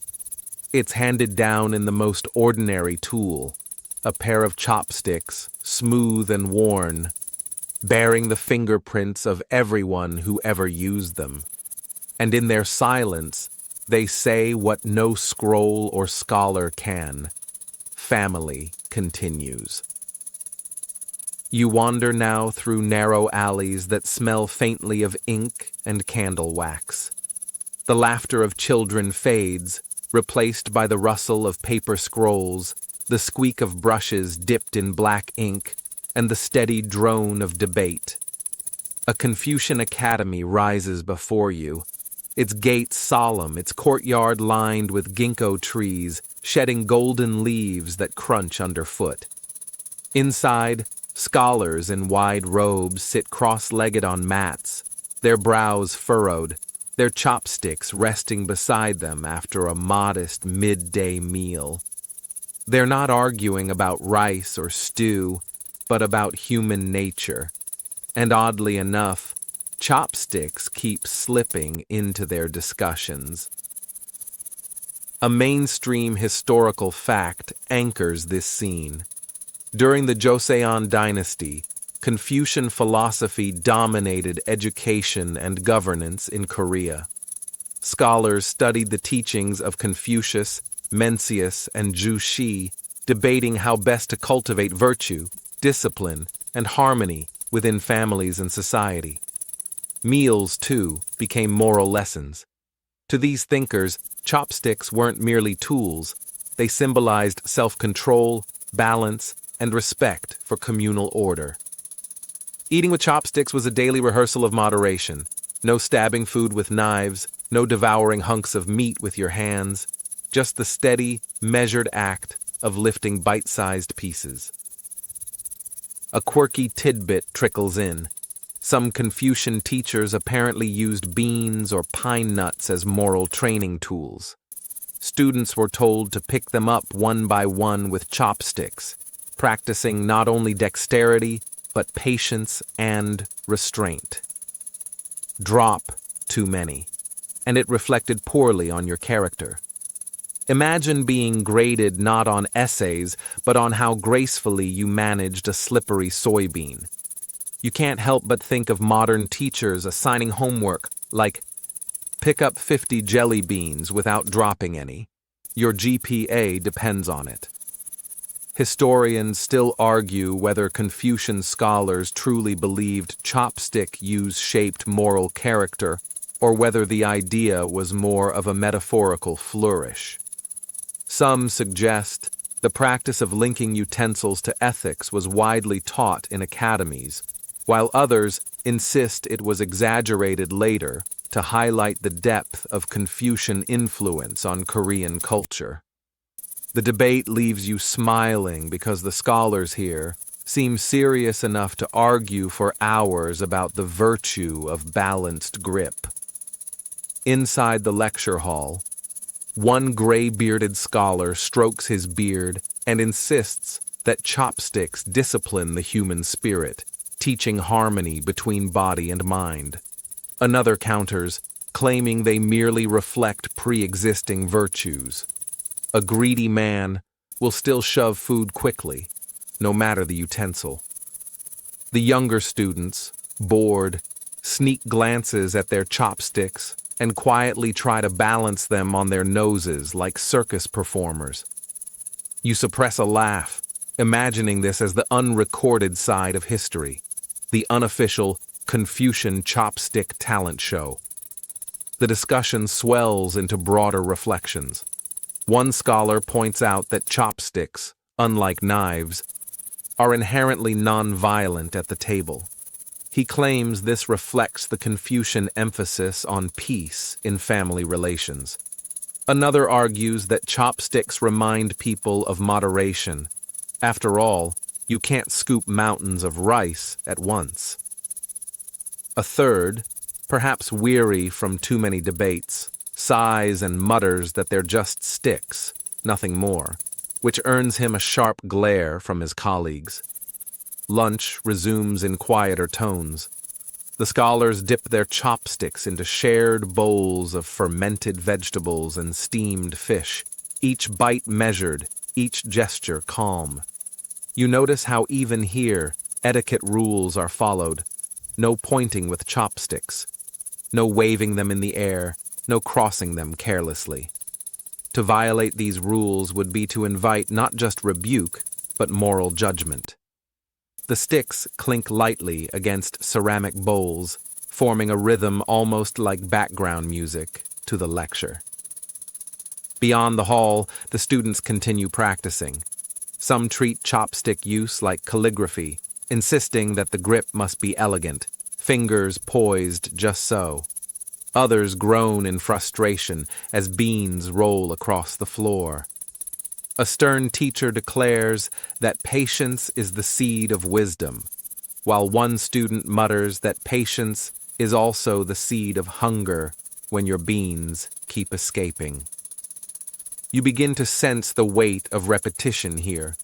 Just as scholars copied texts over and over to internalize Confucian classics, they also saw value in repeating small, disciplined gestures. Every time chopsticks lifted food carefully, it reinforced the values of balance, restraint, and harmony. At least, that's how the gray beards would put it. To you, it looks suspiciously like a very elaborate way to justify being picky about table manners. And yet there's truth in it. You recall earlier moments, the monk's gentle tapping, the palace's glittering silver sticks, the grandmother's heirloom pair. Each context gave chopsticks new meaning. Now, under the flicker of lanterns in a study hall, they become instruments of philosophy. Whether or not scholars exaggerated their importance, the symbolism lingers. As the evening sets in, the debate finally slows, the ink dries, and the scrolls are rolled. Students stretch their legs, their chopsticks tucked neatly away with bowls. The courtyard is quiet, except for the rustle of ginkgo leaves falling like golden confetti on the ground. You step outside, letting the cool air fill your lungs. Behind you, voices still echo faintly. Arguments about virtue, character, and whether chopsticks can shape destiny. You smile, shaking your head. Maybe they can, maybe they can't. But here in the academy, where philosophy saturates even the smallest details of life, chopsticks have been elevated to more than just utensils. They are symbols of a society seeking order, tools for teaching patience, and silent partners in the endless pursuit of harmony. The courtyard fades, and you find yourself in a much livelier setting, one with the hum of everyday chatter, the clatter of bowls, and the unmistakable sound of something slipping to the floor. You are now inside an ordinary home, its kitchen warm with the smell of garlic, sesame oil, and broth bubbling away in an iron pot. The family is gathered around a low wooden table, and here, the noble ideals of Confucian discipline give way to something much more familiar: the small disasters and comic mishaps of daily life with chopsticks. Here's the mainstream historical fact anchoring this scene. For centuries, meals in Korean households were shared affairs, with everyone dipping into communal dishes placed in the center. This setup encouraged not only sharing, but also the frequent risk of embarrassment.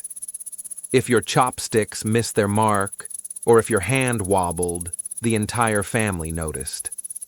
Unlike eating alone, the communal table made clumsiness public, a reality that every child and even many adults had to laugh their way through.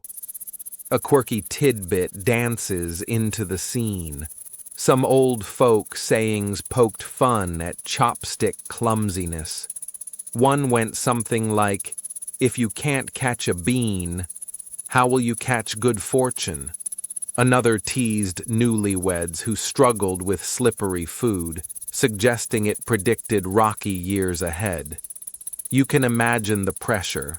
Drop a slice of kimchi, and suddenly your in-laws are whispering about your future marriage prospects. Talk about high stakes for a simple dinner. Historians still argue whether such sayings were truly widespread bits of social commentary or more localized jokes passed through oral tradition. Some argue they carried real weight, woven into superstitions about luck and skill. Others claim they were mostly playful quips, never meant to be taken seriously. Either way, you can almost hear a grandmother somewhere muttering, "Hold those sticks properly, or misfortune will follow you like a hungry dog." At this table, a young boy pinches at a long noodle, only to have it slip back into the soup, splashing broth onto his shirt. His sister bursts out laughing so loudly she nearly drops her own piece of radish. Their father, trying to maintain authority, points out that good grip comes from patience, though even he smirks as the boy groans at his soggy sleeve. You can't help but laugh with them, because the moment is so universally human. No matter the century, no matter the country, eating with chopsticks has a way of humbling people. The rhythm of the meal continues.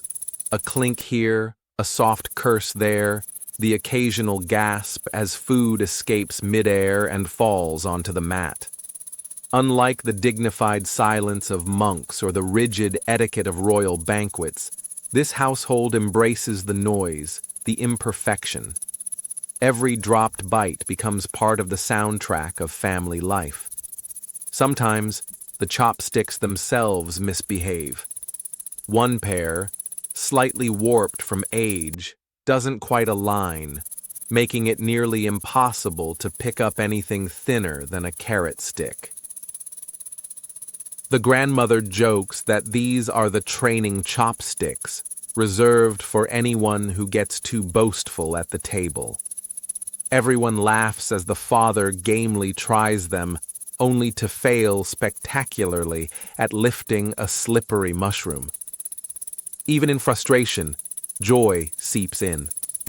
In another corner, you notice a child inventing games, trying to balance chopsticks on the edge of a bowl or drum out a rhythm on the tabletop. The mother scolds lightly, reminding them that chopsticks are for food, not noise. Still, you can tell she's suppressing a smile. After all, children turning chopsticks into drumsticks isn't new. It's probably as old as chopsticks themselves. The clumsy moments also foster ingenuity. A teenager, tired of losing battles with tofu, sneaks in a spoon to help. His father pretends not to notice, but the grandmother wags her chopstick at him with mock severity. "Spoons are for soup!" she scolds, though secretly she might agree that tofu is treacherous. What's striking here is how these mishaps weave into the fabric of memory. Years later, this family won't remember the perfectly eaten meals. They'll remember the noodle that splashed broth, the bean that rolled under the table, the laughter that followed. Chopstick clumsiness becomes a kind of family folklore, repeated at reunions and retold to grandchildren with exaggerated flair. Stepping back, you sense a larger truth. History isn't just carved in stone or written in decrees. It's also lived in the little mistakes, the tiny human moments that repeat across generations. The same way kings guarded against poison and monks tapped their bowls with discipline, farmers, merchants, and families stumbled, laughed, and kept eating, turning chopstick failures into shared stories. Dinner winds down.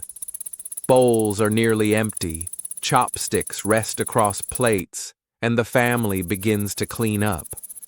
The children still giggle, replaying the funniest spills of the night. The grandmother shakes her head, pretending to be exasperated but clearly delighted. You feel the warmth of it all. The idea that even the act of dropping food, something so small, can be a bond. As you leave the room, you glance back at the chopsticks on the table. They are simple, plain, maybe even flawed, but they carry more than food. They carry the clatter of mistakes, the echoes of laughter, the humility of being human. And maybe, just maybe, that's their most enduring role of all. The laughter of the family fades, and when you open your eyes again, the air has shifted. You hear the shuffle of heavy boots, the creak of foreign leather armor, and voices speaking in halting, unfamiliar accents. You're no longer in the cozy kitchen of a Korean home.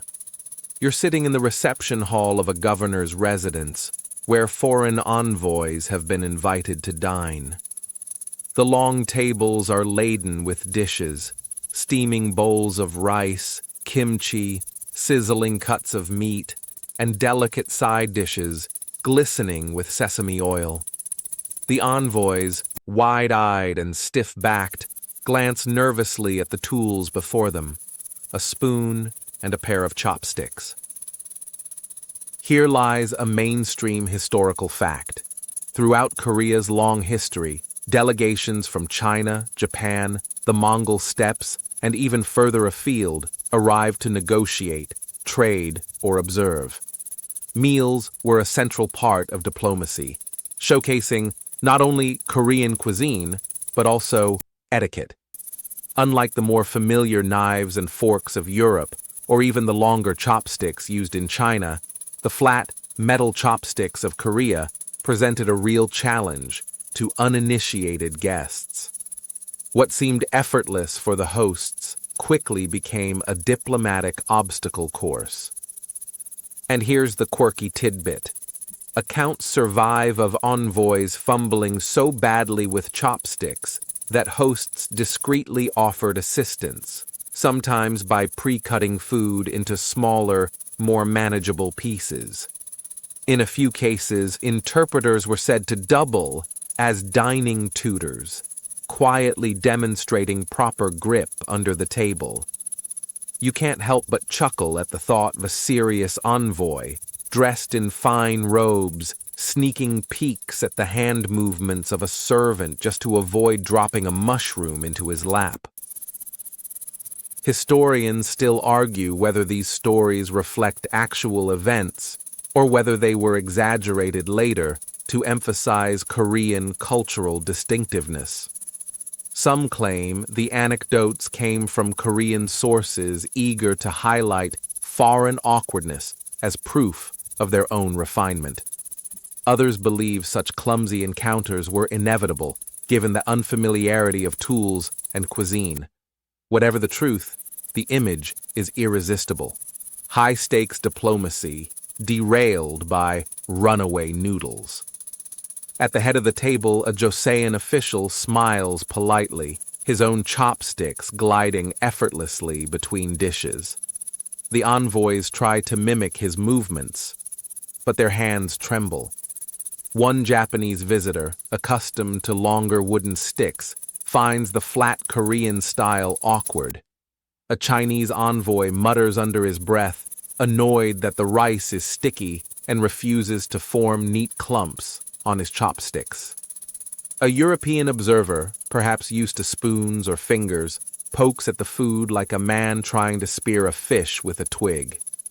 The result is a chorus of small disasters: rice tumbling onto laps, kimchi sliding back into bowls, soy sauce dripping onto embroidered sleeves. Yet beneath the embarrassment lies curiosity. The envoys marvel at the craftsmanship of the chopsticks themselves. Unlike disposable wooden splinters, these are polished metal, cool to the touch and surprisingly durable. They ask questions. Why metal? Why flat? The hosts explain with pride, metal resists fire, it lasts for generations. And in noble households, silver was once used to detect poison.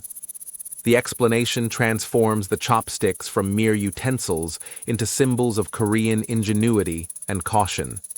One envoy, clearly struggling, attempts to use chopsticks in one hand and a spoon in the other, juggling them like mismatched weapons. The room suppresses laughter, though a servant at the corner hides a grin. You imagine him later retelling the story to friends, imitating the envoy's frantic motions with great flair. As the evening goes on, the envoys improve slightly. They learn to scoop rice against the edge of the bowl, to pinch vegetables with steadier hands, to avoid the rookie mistake of holding the sticks too far apart. Still, slips occur. A chunk of meat escapes, landing with a soft plop on the table. An envoy blushes, bowing an apology, while his host waves it off kindly. After all, diplomacy requires patience, and a fallen piece of meat won't start a war. Outside the formalities, you imagine private moments back at the guest quarters, envoys practicing by candlelight, balancing beans on chopsticks, determined not to embarrass themselves the next day. It's oddly endearing, the thought of powerful negotiators reduced to students of tableware. And yet, these small struggles reveal something larger.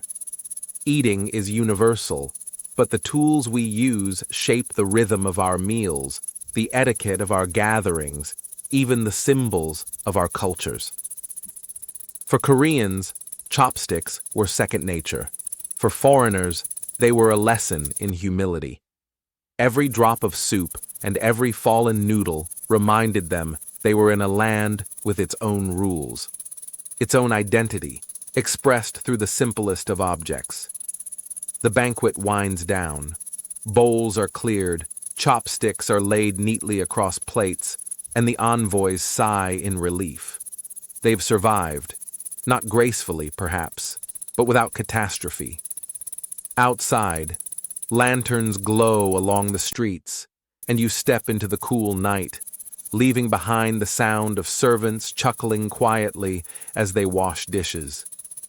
In the silence, you realize that history isn't only about treaties signed and borders drawn. Sometimes, it's about a diplomat sweating over a stubborn slice of radish, learning that respect begins not in speeches, but in shared meals, clumsy hands, and the willingness to laugh at oneself. Lanterns bloom against the night sky like floating suns, their red and gold paper shimmering in the breeze. You drift into a crowded street alive with music, laughter, and the smell of sizzling food. The festival has begun. Vendors shout cheerfully, children dart between stalls, and drummers pound out a rhythm that makes the ground vibrate beneath your feet. At every corner, the glow of charcoal fires reveals skewers, bubbling stews, and platters piled high. And everywhere you look, people hold chopsticks, sometimes carefully, sometimes with wild abandon, as they eat their way through the festivities. Here's your mainstream historical fact. Festivals in pre-modern Korea were not only religious or state occasions, but also vital social gatherings.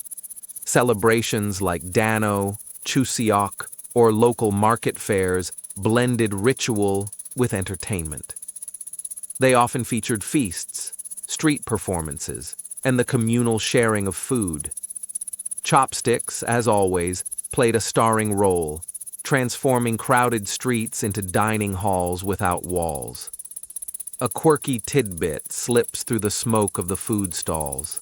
Some vendors advertised their skill not by singing out prices, but by showing off with chopsticks. Legend has it that noodle sellers would snatch steaming strands from boiling pots, using nothing but long wooden sticks, flipping them theatrically into bowls without breaking a single noodle. Children gasped, adults cheered, and somewhere in the back, a skeptical farmer muttered, "Sure, but can he pick up a sesame seed?" You grin at the thought of chopstick acrobatics doubling as both marketing strategy and street performance. Historians still argue whether festivals truly encouraged social equality at the table. Some claim these gatherings allowed farmers, nobles, and even monks to mingle, at least briefly, as food dissolved class boundaries. Others counter that hierarchies persisted even in celebration, with wealthier guests enjoying finer dishes in private corners while commoners stuck to simpler fare.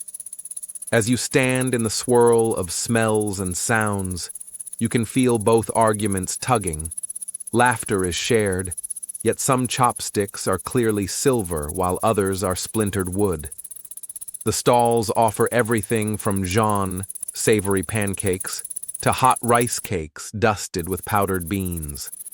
A vendor cracks an egg onto a griddle, chops it with swift hands, and flips it neatly into your bowl, motioning for you to dig in. The chopsticks in your hand feel more like wands than tools as you pinch a steaming bite, careful not to burn your tongue. Around you, others are less cautious. A boy yelps after biting too soon, while his friend teases him, waving chopsticks like victory flags. Further down the street, a group of performers juggle flaming torches, and in the crowd, a woman balances chopsticks on her finger, spinning them for applause. Children gather around, trying to copy her, only to have their sticks tumble to the ground with clattering defeat. No one minds. The air is thick with laughter and the crackle of firecrackers, the kind of joyful chaos that even history books can't fully capture. A man selling skewered fish cakes boasts that his chopsticks can carry 10 at once. He demonstrates, holding them like tongs, and the crowd roars approval.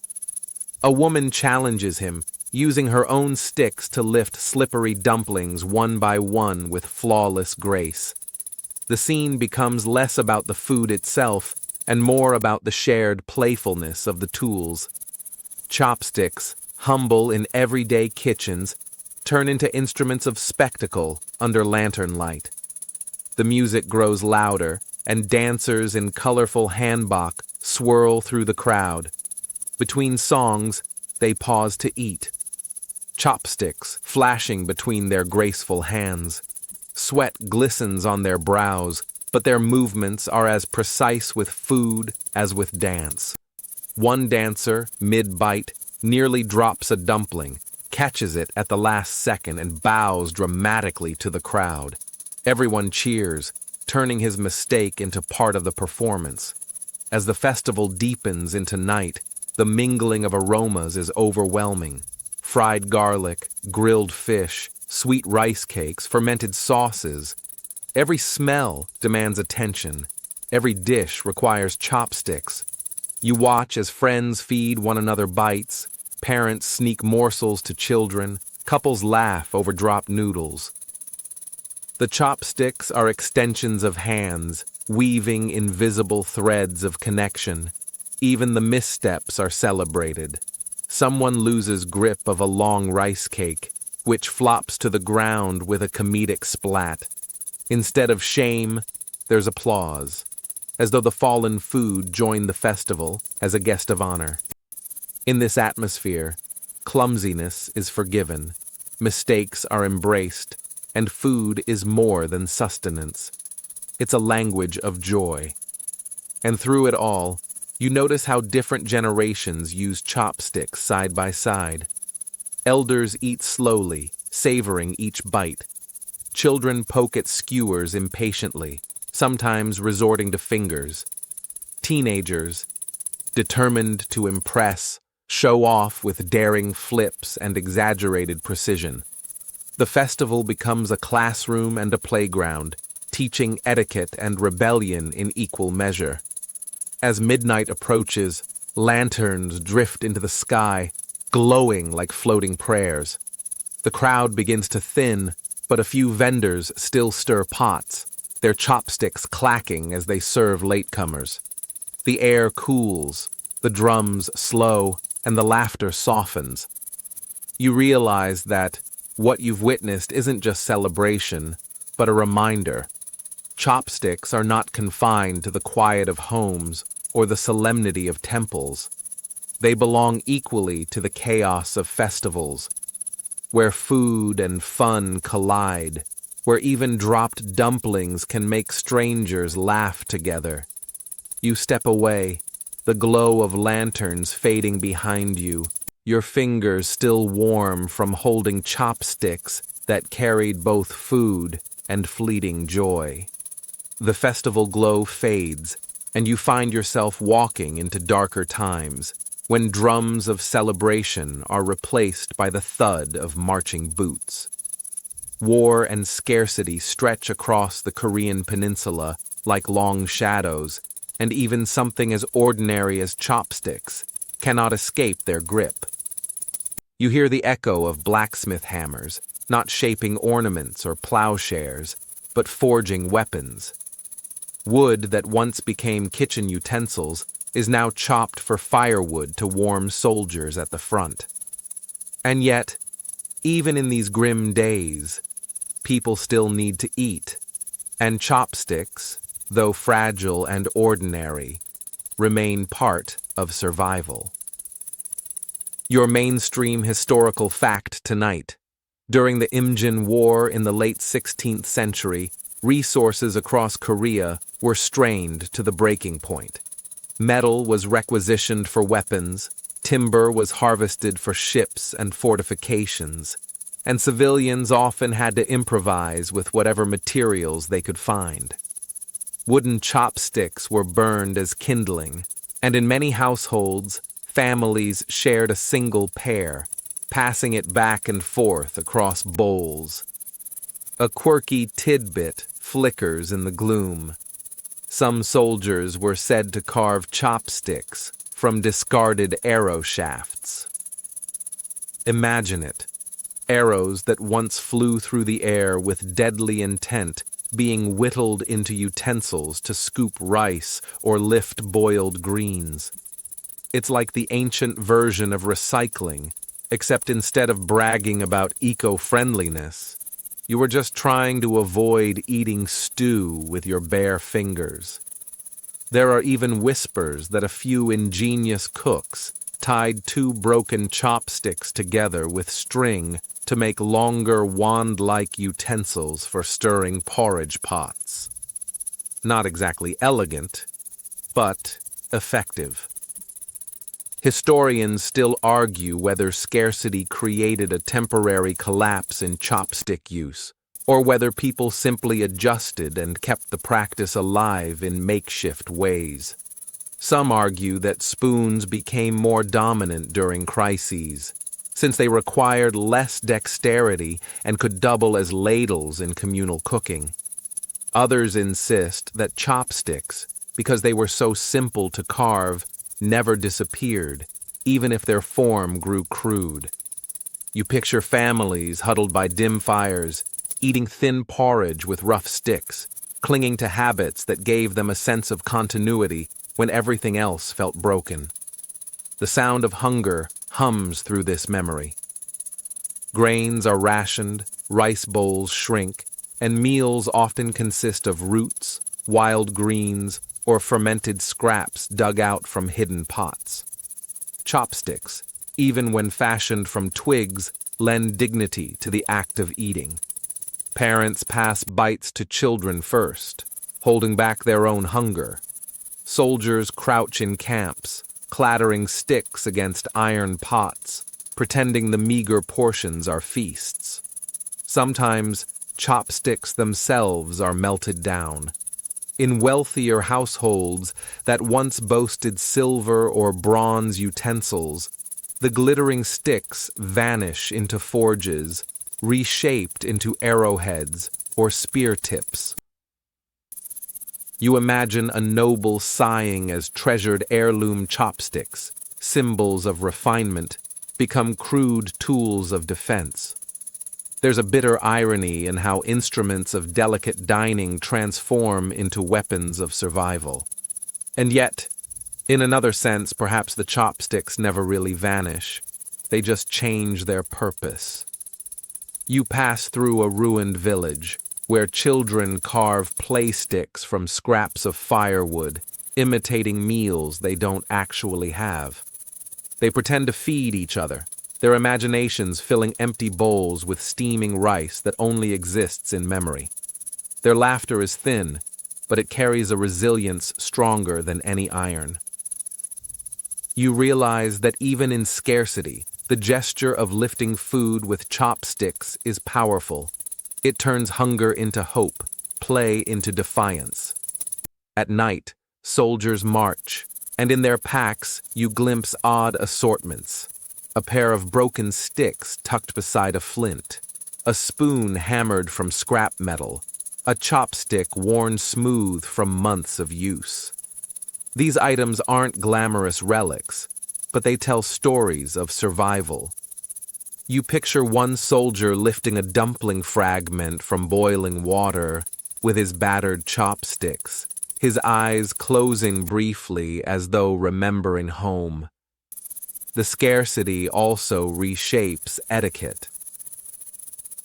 Where once it was rude to use chopsticks from communal pots, now people dip freely, no longer caring about ceremony. Families crowd around single bowls, sticks clattering as everyone fights gently for a bite. The rules bend, but the togetherness remains.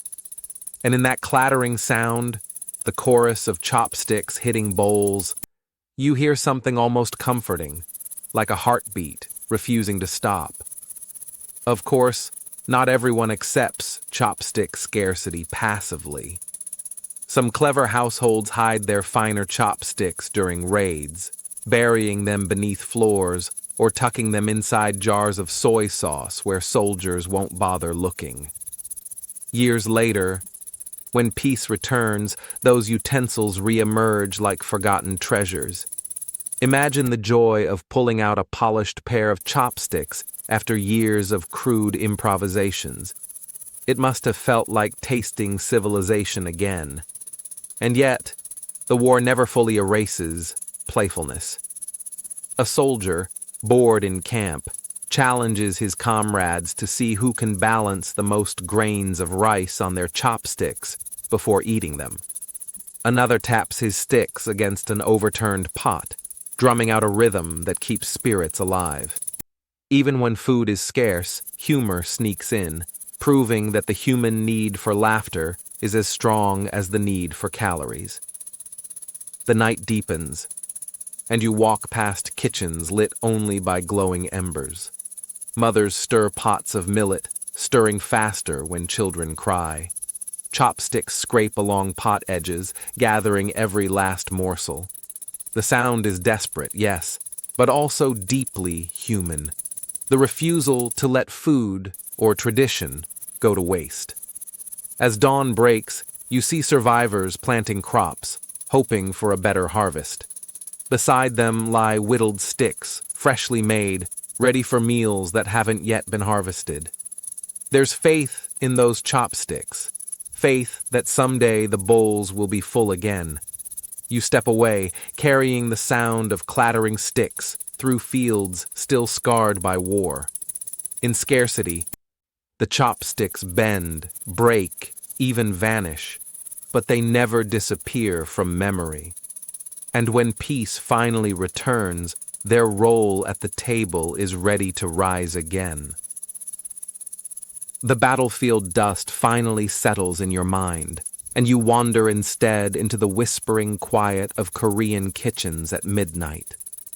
Here, the air is hushed, broken only by the crackle of embers in a clay stove or the creak of a wooden floorboard.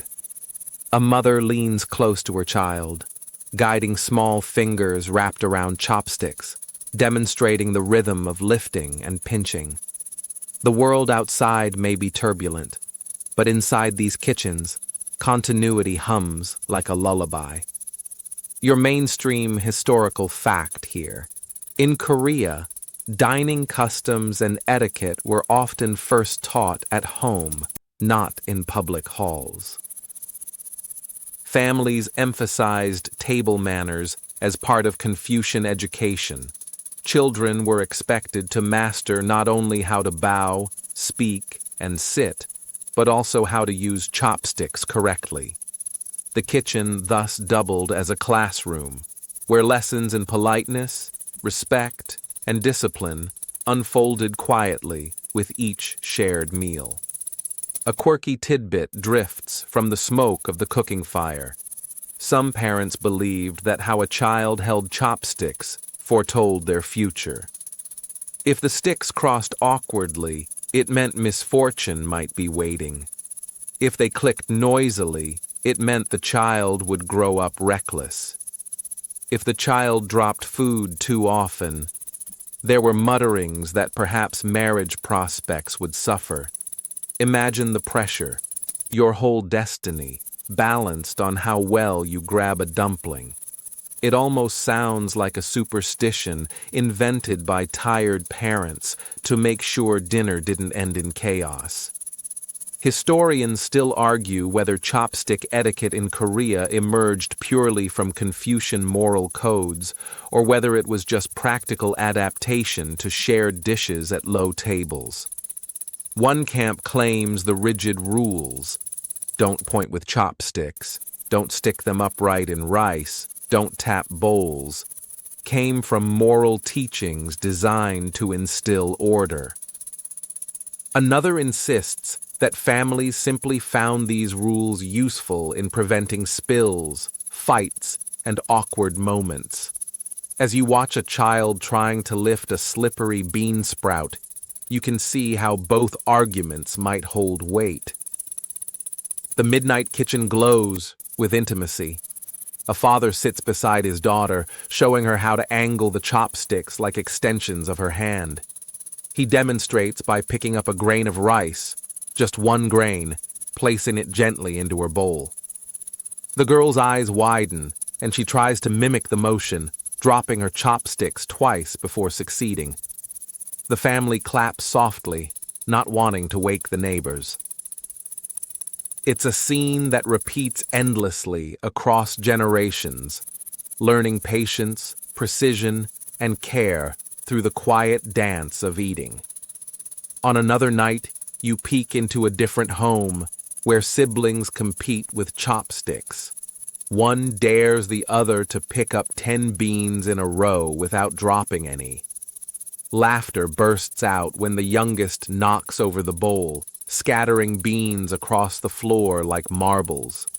The mother sighs, but smiles anyway, retrieving the beans and teaching again, patiently, with the same care as before. Even in strict households, warmth finds a way to sneak through these lessons. The sound of chopsticks in these kitchens is delicate, almost like raindrops. Click, clack, pause. The rhythm becomes part of the household music, just as important as the wind rattling the shutters or the dog barking outside. For a child drifting to sleep in the next room, the steady clatter might feel like a lullaby, reassuring them that food, family, and comfort are still close. Sometimes the lessons stretch into metaphors. A mother tells her son that chopsticks must always move together in harmony, just like people. If one stick strays, the other becomes useless. The child giggles, but nods, absorbing a lesson not just about food, but about life. Another father warns his child not to stab at food with chopsticks, comparing it to lashing out in anger. Meals become a rehearsal space for character, where patience and balance are rehearsed in every bite. And of course, mistakes abound.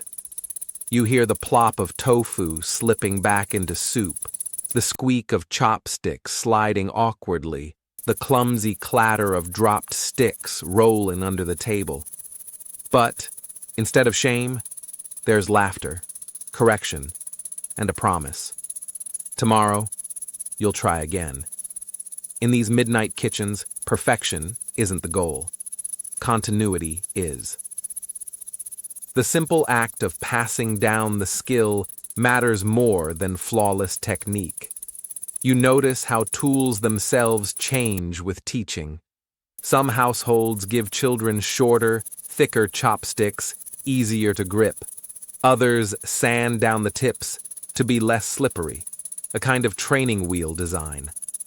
Over time, the children graduate to adult chopsticks, a quiet rite of passage never written into official ceremonies, but remembered just as deeply. For many, the first successful grasp of a slippery dumpling is as significant as any school exam. Occasionally, humor slips in. A father demonstrates with exaggerated seriousness, lifting a whole radish with chopsticks, holding it high as though it were a priceless artifact. The children burst out laughing when he pretends to drop it into his ear instead of his bowl. These small jokes remind everyone that while chopstick use is a cultural expectation, it's also a game of coordination, one where failure is funny and success is satisfying. Midnight deepens, and the embers glow lower. A mother places the chopsticks neatly on the table, teaching her children the final lesson of the night: respect for the tools. Chopsticks are not tossed aside or left standing upright in food. They are laid flat, parallel, as if tucking them into bed. You realize that even utensils carry dignity here, their resting position a reflection of the family's care. Outside, the world may be uncertain, wars, famines, or festivals, but inside these whispering kitchens the tradition of chopsticks persists quietly, steadily.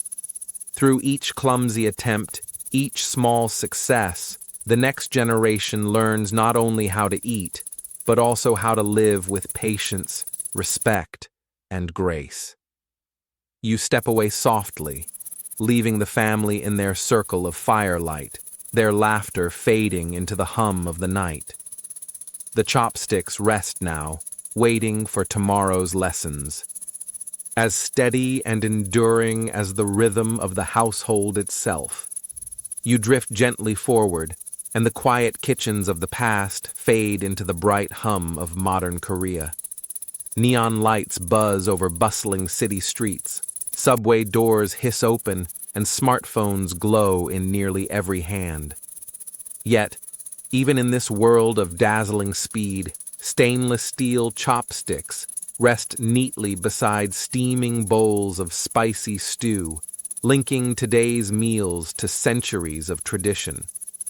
You sit at a restaurant table, stainless sticks cool against your fingers, and realize that these humble tools have traveled a long, unlikely journey to remain so firmly in everyday life. Your mainstream historical fact here: unlike in neighboring countries, modern Korea widely adopted stainless steel chopsticks, a trend that accelerated in the 20th century. Some scholars suggest it began as early as the Goryeo or Joseon dynasties, when aristocrats experimented with metal utensils for durability and hygiene, but stainless steel became dominant in the 20th century with industrial production. Today, it's one of the most recognizable features of Korean dining culture. A quirky tidbit glimmers on your plate. In some households, chopsticks are paired permanently with matching spoons, called sujeo. The two are often gifted as sets at weddings or coming-of-age ceremonies, symbolizing the balance between nourishment and companionship. One story even claims that stainless steel chopsticks are intentionally flat and a bit slippery, forcing you to eat slower and chew more carefully. It's either a clever health hack or a sly cultural trick to stop you from inhaling your kimchi pancakes too fast. Historians still argue whether Korea's shift to metal chopsticks reflects practicality or symbolism. One side argues that steel's durability and hygiene fit perfectly with modern urban life, reducing waste and resisting bacteria. Another side emphasizes identity, suggesting that by embracing a utensil distinct from China's wood or Japan's lacquered bamboo, Korea signaled its own cultural independence. Whatever the true reason, the result is unmistakable. The clink of stainless chopsticks is now part of the national soundscape, as familiar as the scent of garlic sizzling in sesame oil. Around you, restaurants hum with activity. In one corner, university students huddle over steaming bowls of tteokbokki, stainless sticks darting in and out of fiery red sauce. At another table, office workers loosen their ties, sharing sizzling pork belly hot off the grill. Chopsticks moving in synchronized choreography as lettuce wraps are built and devoured. Each gesture feels ancient and modern all at once, part ritual, part reflex. At home, families continue the rhythm. Mothers set tables with care, aligning spoon and chopsticks neatly side by side. Children, now surrounded by fast food and global snacks, still learn the motions their ancestors practiced in midnight kitchens long ago. Even when pizza boxes appear, chopsticks often find their way into the mix, picking off toppings, balancing greasy bites, reminding everyone that traditions bend but rarely break. Technology has even embraced the chopstick. You hear of electronic training chopsticks that light up when used correctly, and travel kits that collapse into pocket-sized tubes for commuters. Stainless steel sets are engraved with cartoon characters for children or sleek, minimalist designs for young professionals. A humble tool has become a design statement, proving that even in an age of speed and convenience, form and symbolism matter. Tourists, of course, struggle. You watch a visitor from abroad fumbling dramatically, nearly catapulting noodles across the table. Locals chuckle kindly, offering gentle demonstrations, guiding fingers into position. Some travelers carry chopsticks home as souvenirs, not just utensils, but symbols of a cultural encounter. Korea's chopsticks, sleek and heavy compared to their wooden cousins, become silent ambassadors, carrying a story in their weight. The symbolism deepens in rituals and ceremonies. Stainless steel chopsticks are often given to newlyweds, engraved with wishes for longevity and prosperity. Some parents keep the first pair their child successfully used, storing them like keepsakes. A few companies even gift engraved chopstick sets to retiring employees, a nod to both shared meals and shared years. A utensil once born of necessity now carries layers of memory and meaning. Of course, clumsiness never disappears. At barbecue tables, you see a teenager drop pork belly into the coals, greeted by groans and laughter. In school cafeterias, students challenge one another to pick up peas, just as their ancestors once played with beans. Even in modern skyscrapers, the sound of chopsticks dropping to the floor brings a ripple of amusement. Mistakes, it seems, are timeless. Yet stainless chopsticks bring their own quirks. They are heavier, colder, sometimes trickier to maneuver. Beginners grumble about their flat edges, about noodles slipping free at the last second.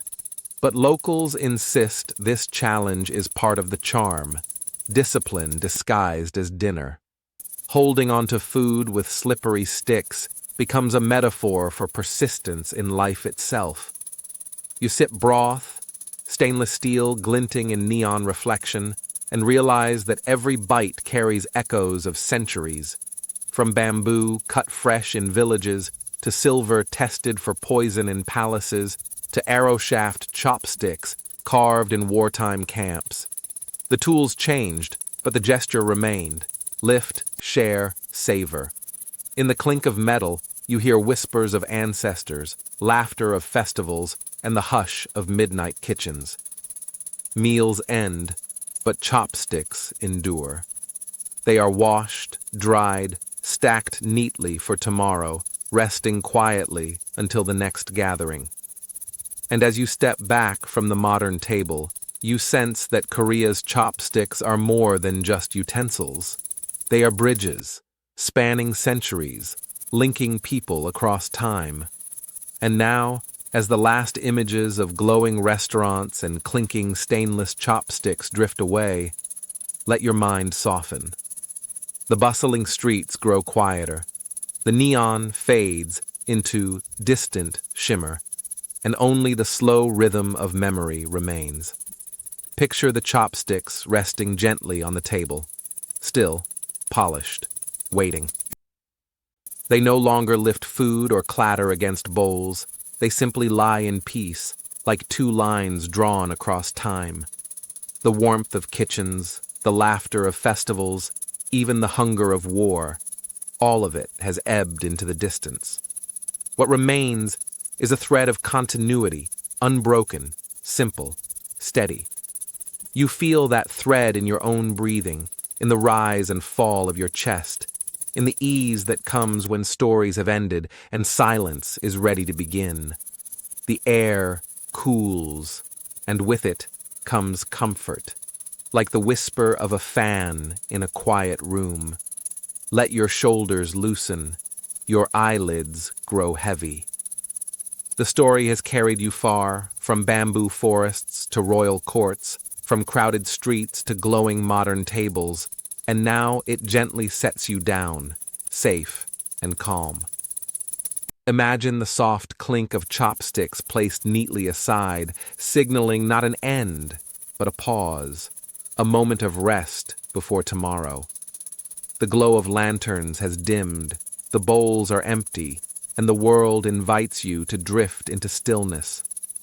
So let yourself sink into that stillness now.